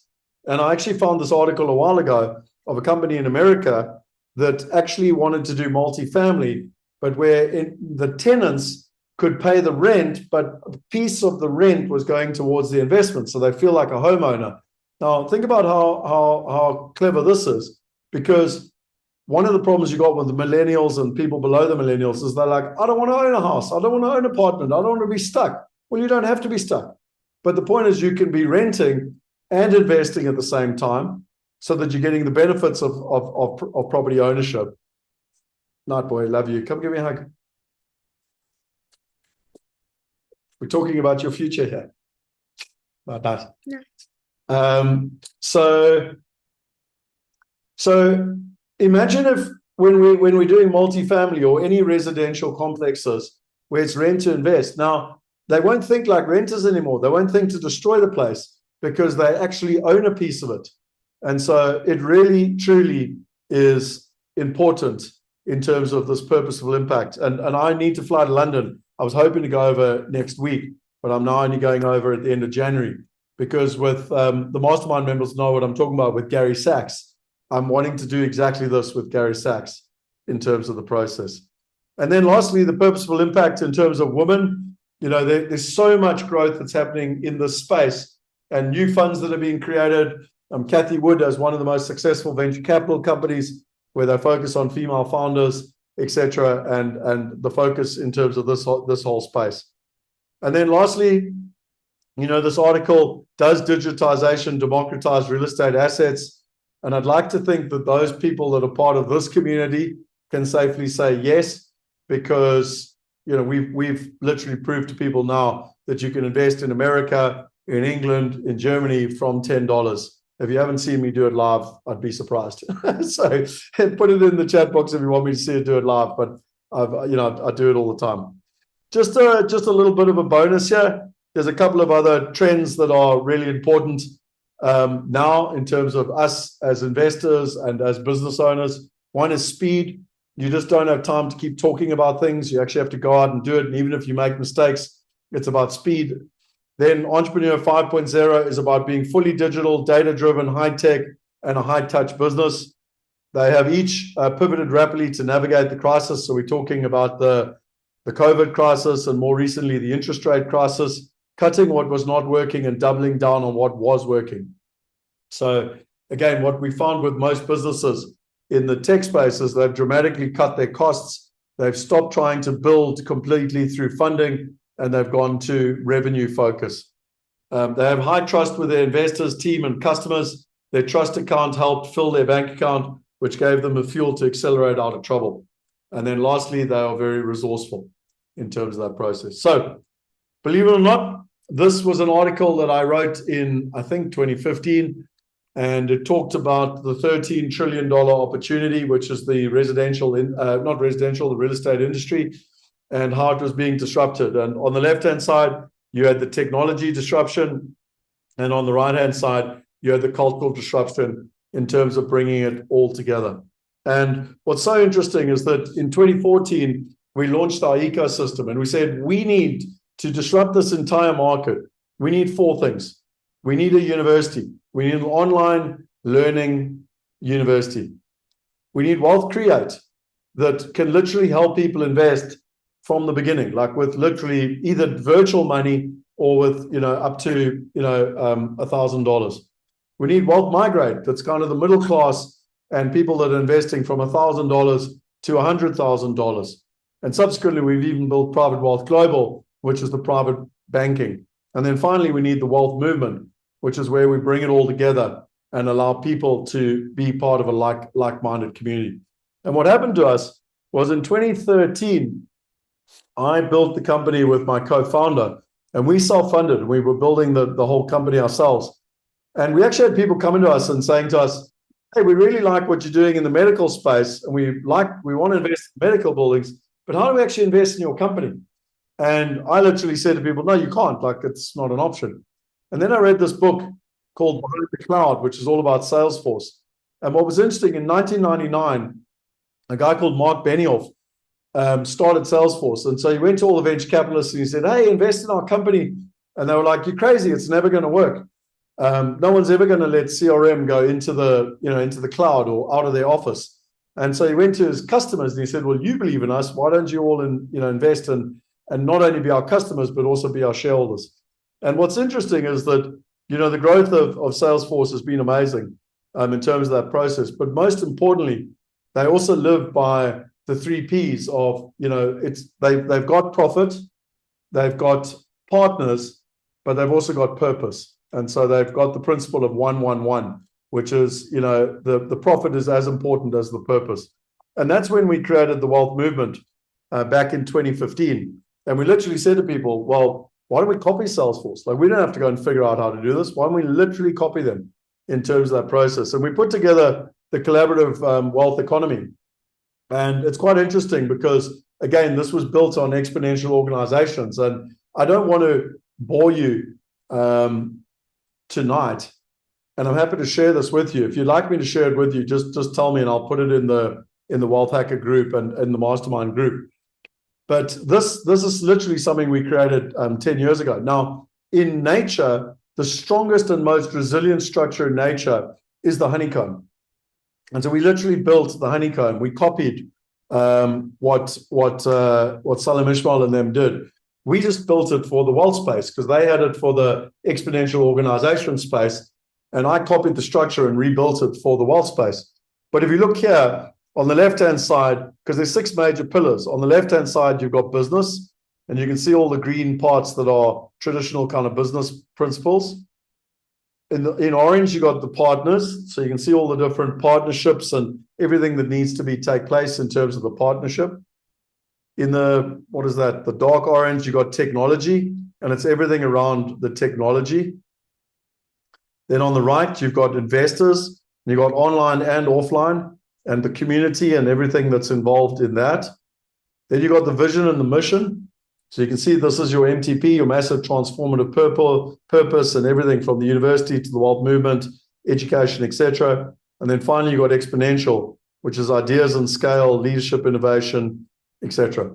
So there's the 6 parts to the wealth collaborative economy. And, it's basically empowered people co-creating a better world for all in terms of that process. So, ladies and gentlemen, that is the 16 trends that are literally intersecting, something that I shared with our mastermind members. I'll run through it now just quickly so that you too can benefit from seeing what I'm talking about. Because what I like to talk about in real life what I like to do is turn theory into real life from an experiential perspective. So what I want to show you now is I've basically shown you, if you think about it, I started off with what are the industries that are being disrupted? And it's the ones where it's got a bad customer experience, it's inefficient, it's expensive, and it's generally run in like a monopolistic way with most people not having access to it. Now, we can safely say that banking and real estate and kind of the investment wealth space 100% ticks that box, yes or no. And secondly, I spoke about the 6 Ds of disruption and the path that they go on, and how Ray Kurzweil said, you mustn't look at any technology in isolation. You must actually look at multiple technologies and how they're converging. And it's that convergence space, which is where the true opportunity sits. And so what I've tried to do for you today, tonight, whatever time zone you're in, is to show you the 8 technology trends that are converging and the 8 societal trends that are converging, and why this decade represents an opportunity, a generational opportunity. So I'll give you an example, and I'll just take you through from our technology piece and our company. So if you take our purpose, our mission is to make quality alternative assets accessible to anyone, anywhere, from any amount. Traditionally, you and I are over here, and we want to invest in an offshore property. If we go through the institutional route, there's multiple layers, multiple fees. The exposure to the underlying asset is diluted. The secondary market is subject to price volatility and market sentiment. It's correlated very closely with equity returns. So this is traditionally the only way to get access. The other way is to go direct, and then there's 16 different middlemen between you and your investment. There's high minimum investments, inaccessible for some, if not most, limited diversification. You know, one London property is very hard to buy 10. You've got international banking structure and complexity, you've got long investment cycles, you've got hassle, et cetera, et cetera, et cetera. And when you look at the problems, you know, both on the primary market in terms of, you know, investing directly in a house, or in the secondary market through going through a listed investment vehicle, it's massive problems. And that's why literally less than 1% of people have access to invest, like the you know, well, 99% of people don't have access to invest like the top 1%. So how does this change? And when you look at the returns, I find this fascinating. You know, when you look at the average returns, and this is according to the SEC, most people invest in the stock market and they're getting about an 8% return. And yet the standard deviation is, you know, closer to kind of 16%. Private equity is getting you about a 12% return with a lower standard deviation. So higher results in private equity with lower risk. And in our case, over 10 years, we managed to get an average IRR of about 14%. So again, it just shows people that everything they're being put into is not what's getting them the solution. And so just like we've learned all evening, how can we cut out the middlemen, cut out the costs, and dramatically increase the trust, the transparency, and the accessibility? Because that's exactly what technology does. And so you want to invest in a property, and literally our platform in the middle. It makes it accessible from $10. There's no intermediaries, full transparency, simple, quick, and easy. Global investment vetted and handpicked, and investments managed, so no hassle. Are you starting to see how this sort of comes together? That's the track record over the last 10 years. So now members in 178 countries, facilitated $1.3 billion, paid out over $30 million. Our average transaction size is $23,000, and we've done over 7,000 transactions, won lots of awards. And something that's pretty cool, actually, we've got a 50% repeat investor metric. So when one looks at the traction and the numbers, the platform's been growing nicely and continues to grow nicely in terms of the overall process and the number of members that are joining. And we believe actually with the Wealth University and everything we're doing, that is going to grow even quicker. I'm not going to go into all the unit economics, but this is where one looks at the unit. It's called CAC, customer acquisition cost, and how you actually find investors. What do they cost? What is the customer lifetime value? What is the retention rate? And what's very important here is that if it's costing you $250 to accumulate a client, and you're making $4,800 in revenue over the lifetime of the client, then that's how you can accelerate and scale the company from a unit economics perspective. We've got 2 distribution strategies. We've got a B2C strategy, which is through Wealth Migrate, which is where we go directly to investors. And then we've got a B2B strategy, which is through our technology platform, Wealth Point. And that's where we use our B2B distribution partners. They might be our genre partners, they might be our country partners, they might even be other fintechs in terms of that space. And so if you look at it like this, you've got global alternative assets, you've got the technology platform, you've got investors, and whether we do our own distribution or whether we do partner distribution, it's basically how we break up the revenue model in terms of this process. And so we've got multiple different platforms that are actually live at the moment. And what I think is important from a competitive landscape perspective is that if you've got technology and digital wallets, most of them, it's a very crowded market in the local market. So, you can see our global focus and compliance. So we're the only platform that I'm aware of that allows investors to be able to do global investments, global diversification, have global compliance, global wallets. And so there's massive barriers to entry.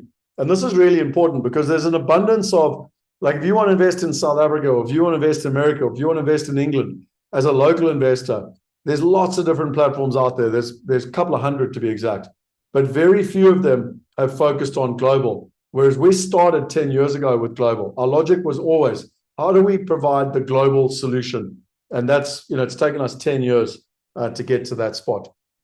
Defensibility, well, we've integrated with Lemonway. So they're the biggest digital wallet provider in Europe. It took us 18 months. And we're the only one in the world outside of Europe to be integrated with them. We've got collaborative smart investing, which we basically defined and built. We've got the different financial service provider licenses. We've got well-established international networks and experienced team. This is really important. You can have the best blockchain technology, AI technology in the world, but if you don't actually know how to go and find partners and be able to look at whether it's a good deal or not, you've got no chance. I meet Americans all the time. They're like, oh, we're going to blockchain the world. And I'm like, cool. How much property have you invested in? No, I rent my house. Oh, great. So you've never even owned a house? Nope. Have you ever left California? Nope. I'm like, so let's start with you even just getting to Atlanta before we worry about, getting out of America.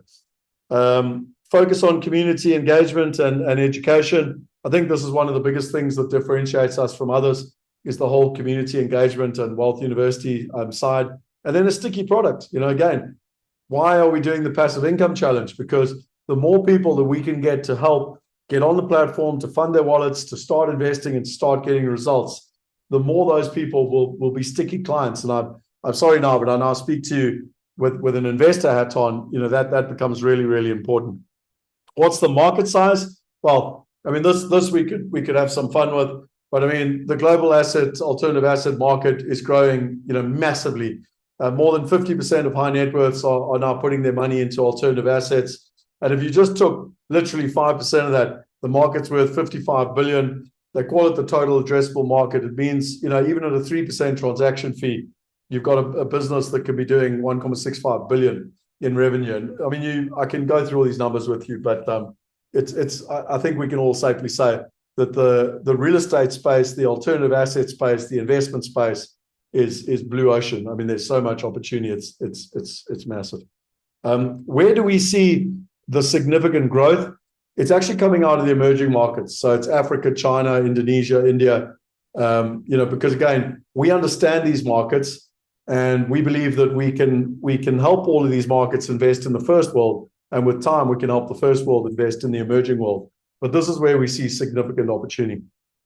From a team perspective, this is our team. So a balance between technology people, finance people, compliance people, and then, some of us jack of all trades, Swiss Army knives that have been just trying to do this our whole lives.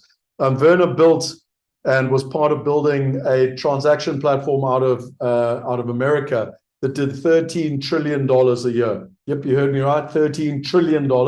So he's the chief developer behind our entire platform. Our platform can do 15,000 transactions a second. So don't worry about scale. We've got no problem with scale. And it's frictionless. There's no costs in terms of the overall process. So in terms of our growth, how do we want to grow? Well, we want to grow our distribution. So basically that means more demand, more partners, allowing more people to access the technology. We want to grow our profitability. So that means increasing our conversions with members to investors, increasing the number of transactions per year, and increasing initiatives to reduce costs per transaction. So we're a transaction marketplace, so it's all about the transaction. If you want to understand how this works, Uber does not count the number of people that have Uber apps. They count the number of rides. Airbnb do not count the number of properties that they've got on their platform. They count the number of bed nights that they're doing it, because they make money whenever there's a transaction. We're exactly the same. And then finally, the technology. We want to continuously improve the technology with European compliance, and then automating the KYC process. So that's where we're at. And for investors, this is probably a conversation if someone wanted to, but where we're looking at our growth potential, there's the three different spaces: profitability, technology, and then distribution and compliance. And what we spoke about with the mastermind members, it was opportunity to participate either at an equity opportunity or at a debt opportunity. And on an equity space, you're looking at on a 5x multiple, if you're buying at 35 cents a share, you've got the opportunity to turn that into $1.75, which is a valuation of 35 million, and it only requires a revenue of about 3.5 million in terms of the overall process. So it's not crazy numbers. In fact, it's very, very doable numbers in terms of that process. And then on the debt side, there's the opportunity to be able to get an interest rate and to be able to convert into shares within 3 years. So this is not publicly available. We've only offered this to our family office and to our mastermind members, but I'm just giving you an example of everything we've spoken about tonight. And that's why I say to people, you can get involved in an IPO, post-IPO, you can get involved in private equity at like an Uber, Airbnb level, you can get involved in the growth stage, and or you can get involved in a startup that no one's ever heard of. And again, just to understand how this works, if you take time and you take a company value, they call it the S curve. And in the beginning, you got the startup phase, then you got the scaling phase, then you got the mature phase, and then you got the listed phase. So at this stage, you got the founders and seed investors, then you got the venture investors, then large funds and corporate money. And typically this space is post-revenue, pre-profit. So that's exactly where we are at the moment. Like we are post-revenue, we're making revenue, but we pre-profit. So still all the revenue that you're making is going towards your costs. And then typically this area is profitable, predictable, lower growth, and kind of focusing on dividends. So we are here. This is exactly where we're sitting at the moment. We're targeting on getting to here over the next 3 to 5 years. What do we need to do to achieve that? Capitalization of finance and deals, European compliance, mobile technology, and investor activism and evangelism in terms of that process. And I wanted to share with you, lastly, this little video. Hopefully it works. Tell me, actually, no, I'm going to play it. I'm going to play it through the system here. So this is a video we made of our different partners and investors, etc. And it's a little video I love because these are the feelings that I want people to experience over time.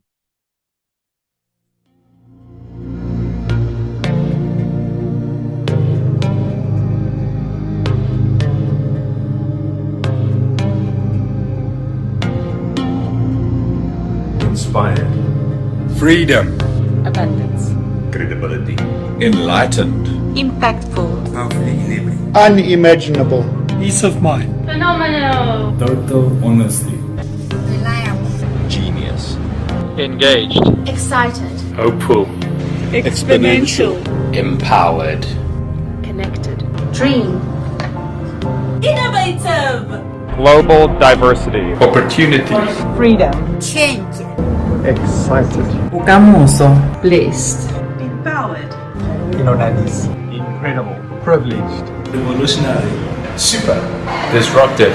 Support. Change. Empowering. Excited. Interesting. Evolving. Global. Opportunity. Buzzing. Powerful. Fortunate. It's possible. Work. Community. Inkululeko. Proud. Transformative. Fiddle. Inclusive. Satisfaction. Trust. 理想 Discipline. Secure. Proud. Fortunate. Excited. Driven. Privileged. Community. Spearheading. Unlimited. Excited. I feel inspired. Partnership. Future. Inspired. Peace of mind. Excited.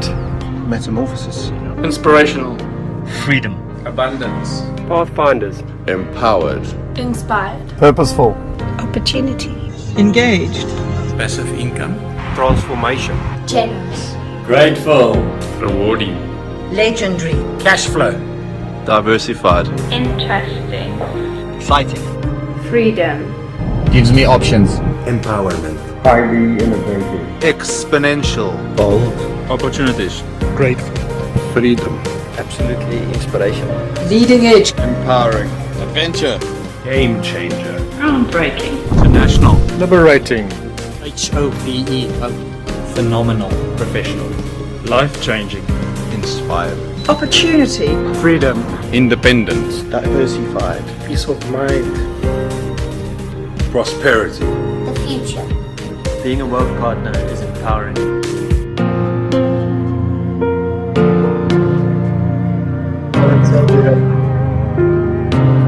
I find it so weird watching that video and all the different people that have walked our path over the last 10 years, and it's just really, really fascinating.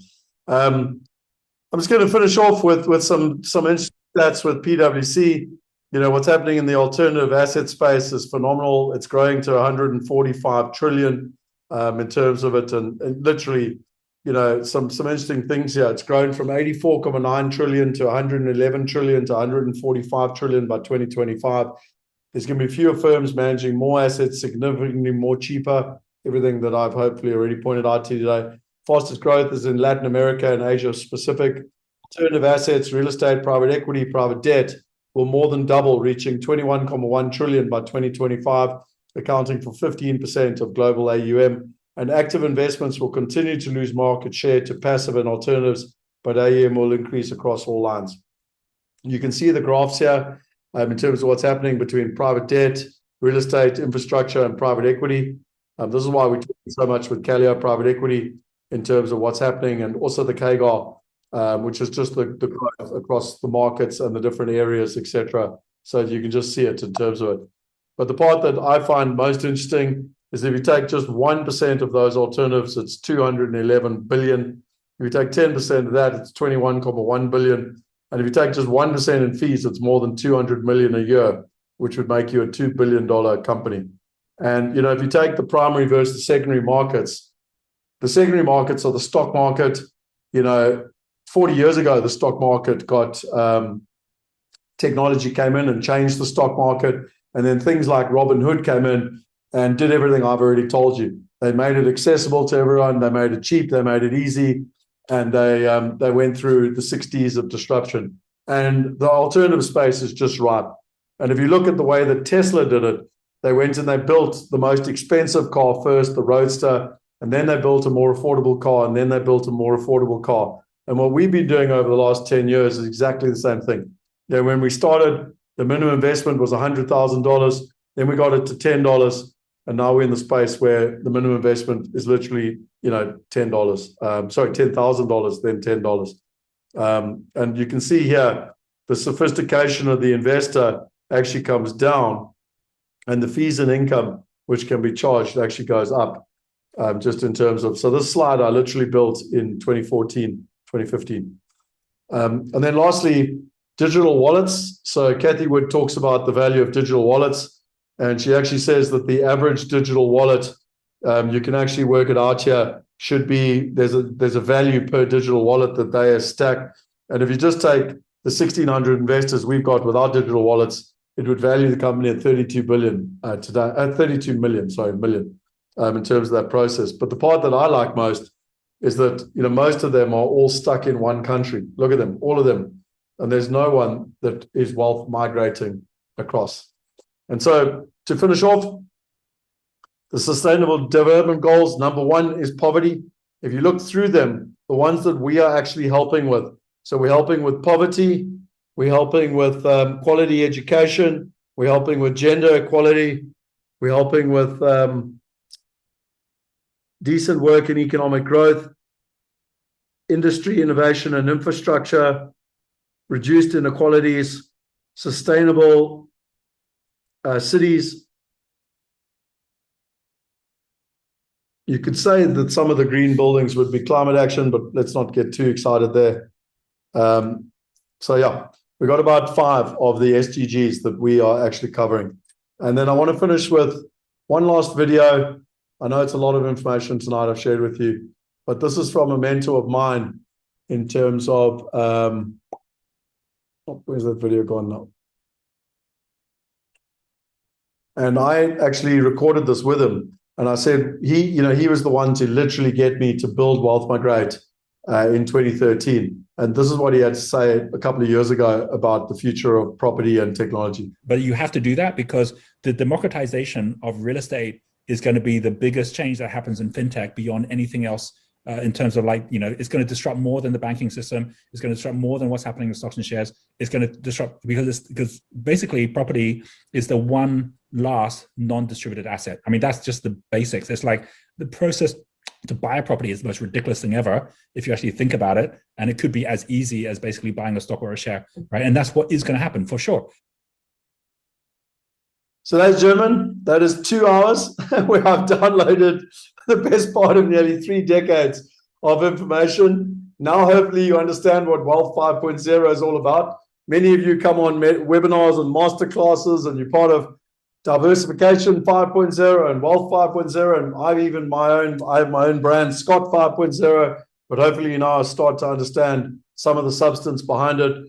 You got impact, you got creativity, you got high touch, you got high tech, you got digital. And Wealth 5.0 is about bringing it all together. Our dream is to put smart investing in everyone's pocket and to make investing as simple as a swipe of a finger. How do we plan to do that? Well, hopefully today I've shown you all the different technologies that are converging through our partnerships and everything that we're wanting to achieve. Then that's actually how we do it. So it's about collaboration. It's about collaborative smart investing. It's about partnerships, and it's about the wealth movement and ultimately putting smart investing in everyone's pockets. We wrote this in 2015, and this is what drives us from a purpose perspective. The wealth movement's about creating a sustainable and better planet for all. Imagine a world where most or all people are literate, a world where education is par for the course, a world where women are treated as equals, a world where all people have access to investment opportunities. In this world, children will grow up in a family raised in a home their parents own. Because of this, they'll be healthier and have access to healthcare facilities and caregivers. They live in less stressful environments with less conflict in the home. Imagine a world where 6 billion people on the planet that currently live in poverty can have a better life. Imagine if we can only help 1 billion in the next 5 years. The wealth movement want to create that world. And ultimately, it's about putting the power in your hands. And so to finish off, as Nelson Mandela said, money won't create success. The freedom to make it will. And he invited us on a journey, and I'm inviting you on the same journey. I have walked a long walk to freedom. It has been a lonely road, and it is not over yet. It's been a very lonely road, and it's not over yet. I invite you all to be a wealth partner with us. As Jeff Bezos said, you've got to have long periods of being misunderstood. I didn't have any idea how difficult it would be. It's fascinating to me to be doing this presentation again 10 years later and actually seeing how little in the macro trends have changed, but how much they've accelerated in 10 years, and how we told people it was going to happen between 2020 and 2030, and in 2024, how there's significant disruption starting to take place in terms of that process. If you want to reach out and chat to Alex or myself to get more information, then go for it. I want to thank you very much for your time. It's always an honor and privilege. I'll answer any questions that anyone has. And I do just remind you, I'm not giving you any financial advice. I'm just sharing with you everything I've learned over the last 3 decades in terms of the space. And if you want the presentation, I can share it with you. It's got all the links to all the different articles and everything that I've already shared with you tonight. So I'm going to stop sharing, and I want to see if there's any questions. I'm also going to chuck up a little poll because I'm interested in what people have to say. So where's my poll thing gone? Yeah, I'd love to know. Just type in the chat box. What do you think? Was that worth it? In terms of the process. So There we are. I'm fascinated in, so I'm launching the poll. There we are. It's come up. Did this make sense? So I've literally just asked you here, are you interested in this generational opportunity? If you would be interested in the investment space, what would you be interested in? I'm just interested, but let's type in the chat box. I'll leave the poll up. I'm fascinated in people's opinions. The one thing with the wealth hackers and the mastermind members is I keep realizing things that people haven't been taught, people haven't learned. And so I go back and I say, hey, there's one that's come up again tonight. We need to do one on Society 5.0. It's critically important that you understand the difference between Society 1.0, 2.0, 3.0, 4.0, and 5.0, and you'll actually have a far better understanding of everything we're building and why it's Wealth 5.0, why it's Diversification 5.0. So Richard, I saw your message. I'll reach out to you, no problem. Thomas, I'm glad you enjoyed it. Craig, thank you. Richard, thanks for the kind words. Elaine, thank you, and team for the hard work the past few years. No problem. Scott equals 1B, Alex equals 1B. We are in for a ride. Not quite sure what you mean, JP, but yep, it has been a ride. It certainly has, and look forward to it more. And Naval says, yes, I'd like a copy of the Prezzo. Okay, I'll figure out. I'll put it in. I'll figure out how to do that. I'll put it in the school group basically for everyone. Okay. Any questions? I've hit you with a shitload of information. I get that. I'm always kind of blamed for too much information. But yeah. Any questions? Angelina, I'll find a way to put it. I'll put it with the recording I'll put it into the Wealth Hackers and the mastermind, and I'll put a recording in. Richards, I'm not yet saturated. Richard, I'm not surprised. You know some of this stuff. Some people are like, what the hell? All these different things. Most people won't even be able to remember 3 of the top 16 trends. But hopefully today, by starting with stories, I gave you context around why these trends are important. So I explained to you Ray Kurzweil. I explained to you the Netflix. Geez, I can't speak. It's not Netflix now. What was it again? Netscape.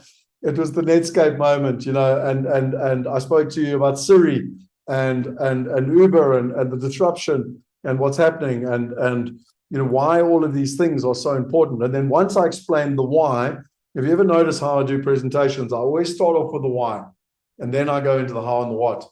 So I started with the why. I explained why it's so important to understand this stuff, and then I went into the how and the what in terms of the different 16 trends.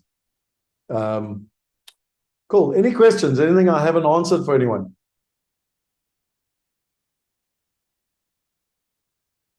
Oh, 1 billion people. Yep.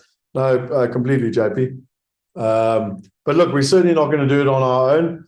And the thing that I've realized, which is really important, is that it's all about community. I've shown the video a couple of times. It's always a fun little video to finish off with. So if there's no more questions, I'll finish off with that video around how to build a community. It's a lovely little TED talk that I really enjoy. Short, it's like 3 minutes. But to get to 1 billion people, it's about each of us actually helping. It's certainly not Alex and I on our own, or the other team members. It's about the collective community working together. Richard, I was in Rhodes 86 to 89 and had the first internet terminal in Africa under my fingertips. Took a human networking idea to Silicon Valley in March 2000, the dot-com bust on my flight back to South Africa. Lots of stories, writing a book too. Brilliant. One of our apps alone could teach 1 billion people.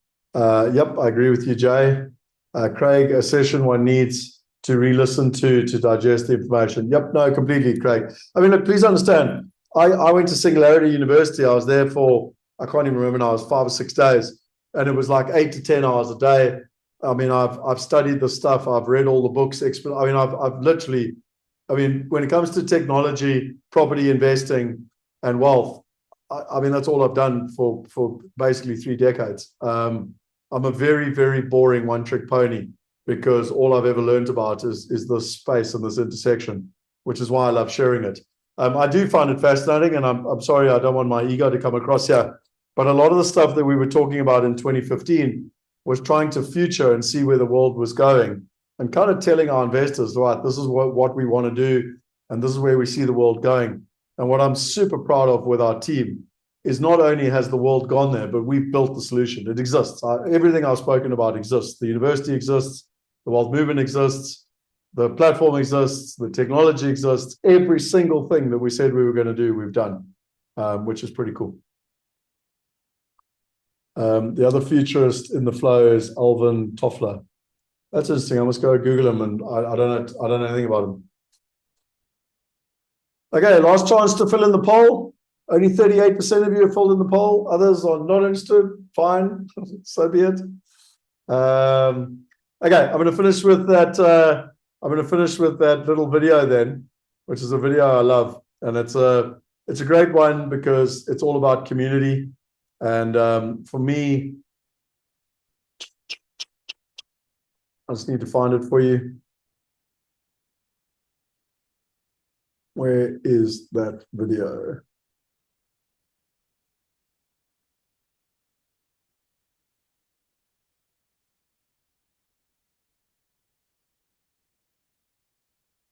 So just give me 2 seconds. I've got it here somewhere.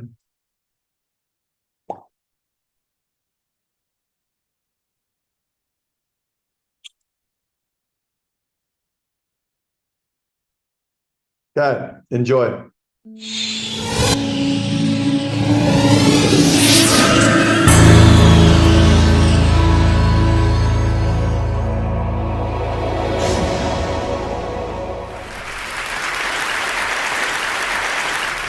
So ladies and gentlemen, at TED we talk a lot about leadership and how to make a movement. So let's watch a movement happen, start to finish, in under 3 minutes and dissect some lessons from it. First, of course you know, a leader needs the guts to stand out and be ridiculed. But what he's doing is so easy to follow. So here's his first follower with a crucial role. He's going to show everyone else how to follow. Now notice that the leader embraces him as an equal. So now it's not about the leader anymore, it's about them, plural. Now there he is calling to his friends. Now if you notice that the first follower is actually an underestimated form of leadership in itself.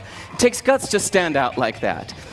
The first follower is what transforms a lone nut into a leader.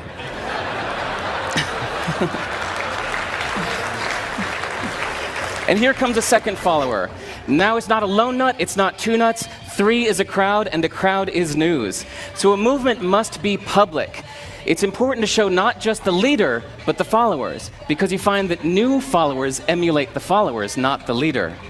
Now here come 2 more people, and immediately after, 3 more people. Now we've got momentum. This is the tipping point. Now we've got a movement. So notice that as more people join in, it's less risky. So those that were sitting on the fence before now have no reason not to.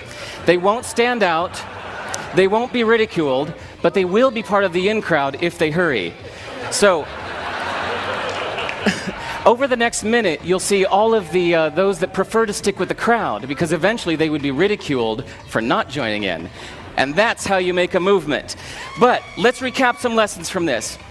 So first, if you are the type, like the shirtless dancing guy, that is standing alone, remember the importance of nurturing your first few followers as equals. So it's clearly about the movement, not you. Okay, but we might have missed the real lesson here. The biggest lesson, if you noticed, did you catch it? Is that leadership is over-glorified. That yes, it was the shirtless guy was first, and he'll get all the credit, but it was really the first follower that transformed the lone nut into a leader. So as we're told that we should all be leaders, that would be really ineffective. If you really care about starting a movement, have the courage to follow and show others how to follow. And when you find a lone nut doing something great, have the guts to be the first one to stand up and join in. And what a perfect place to do that at TED. Thanks.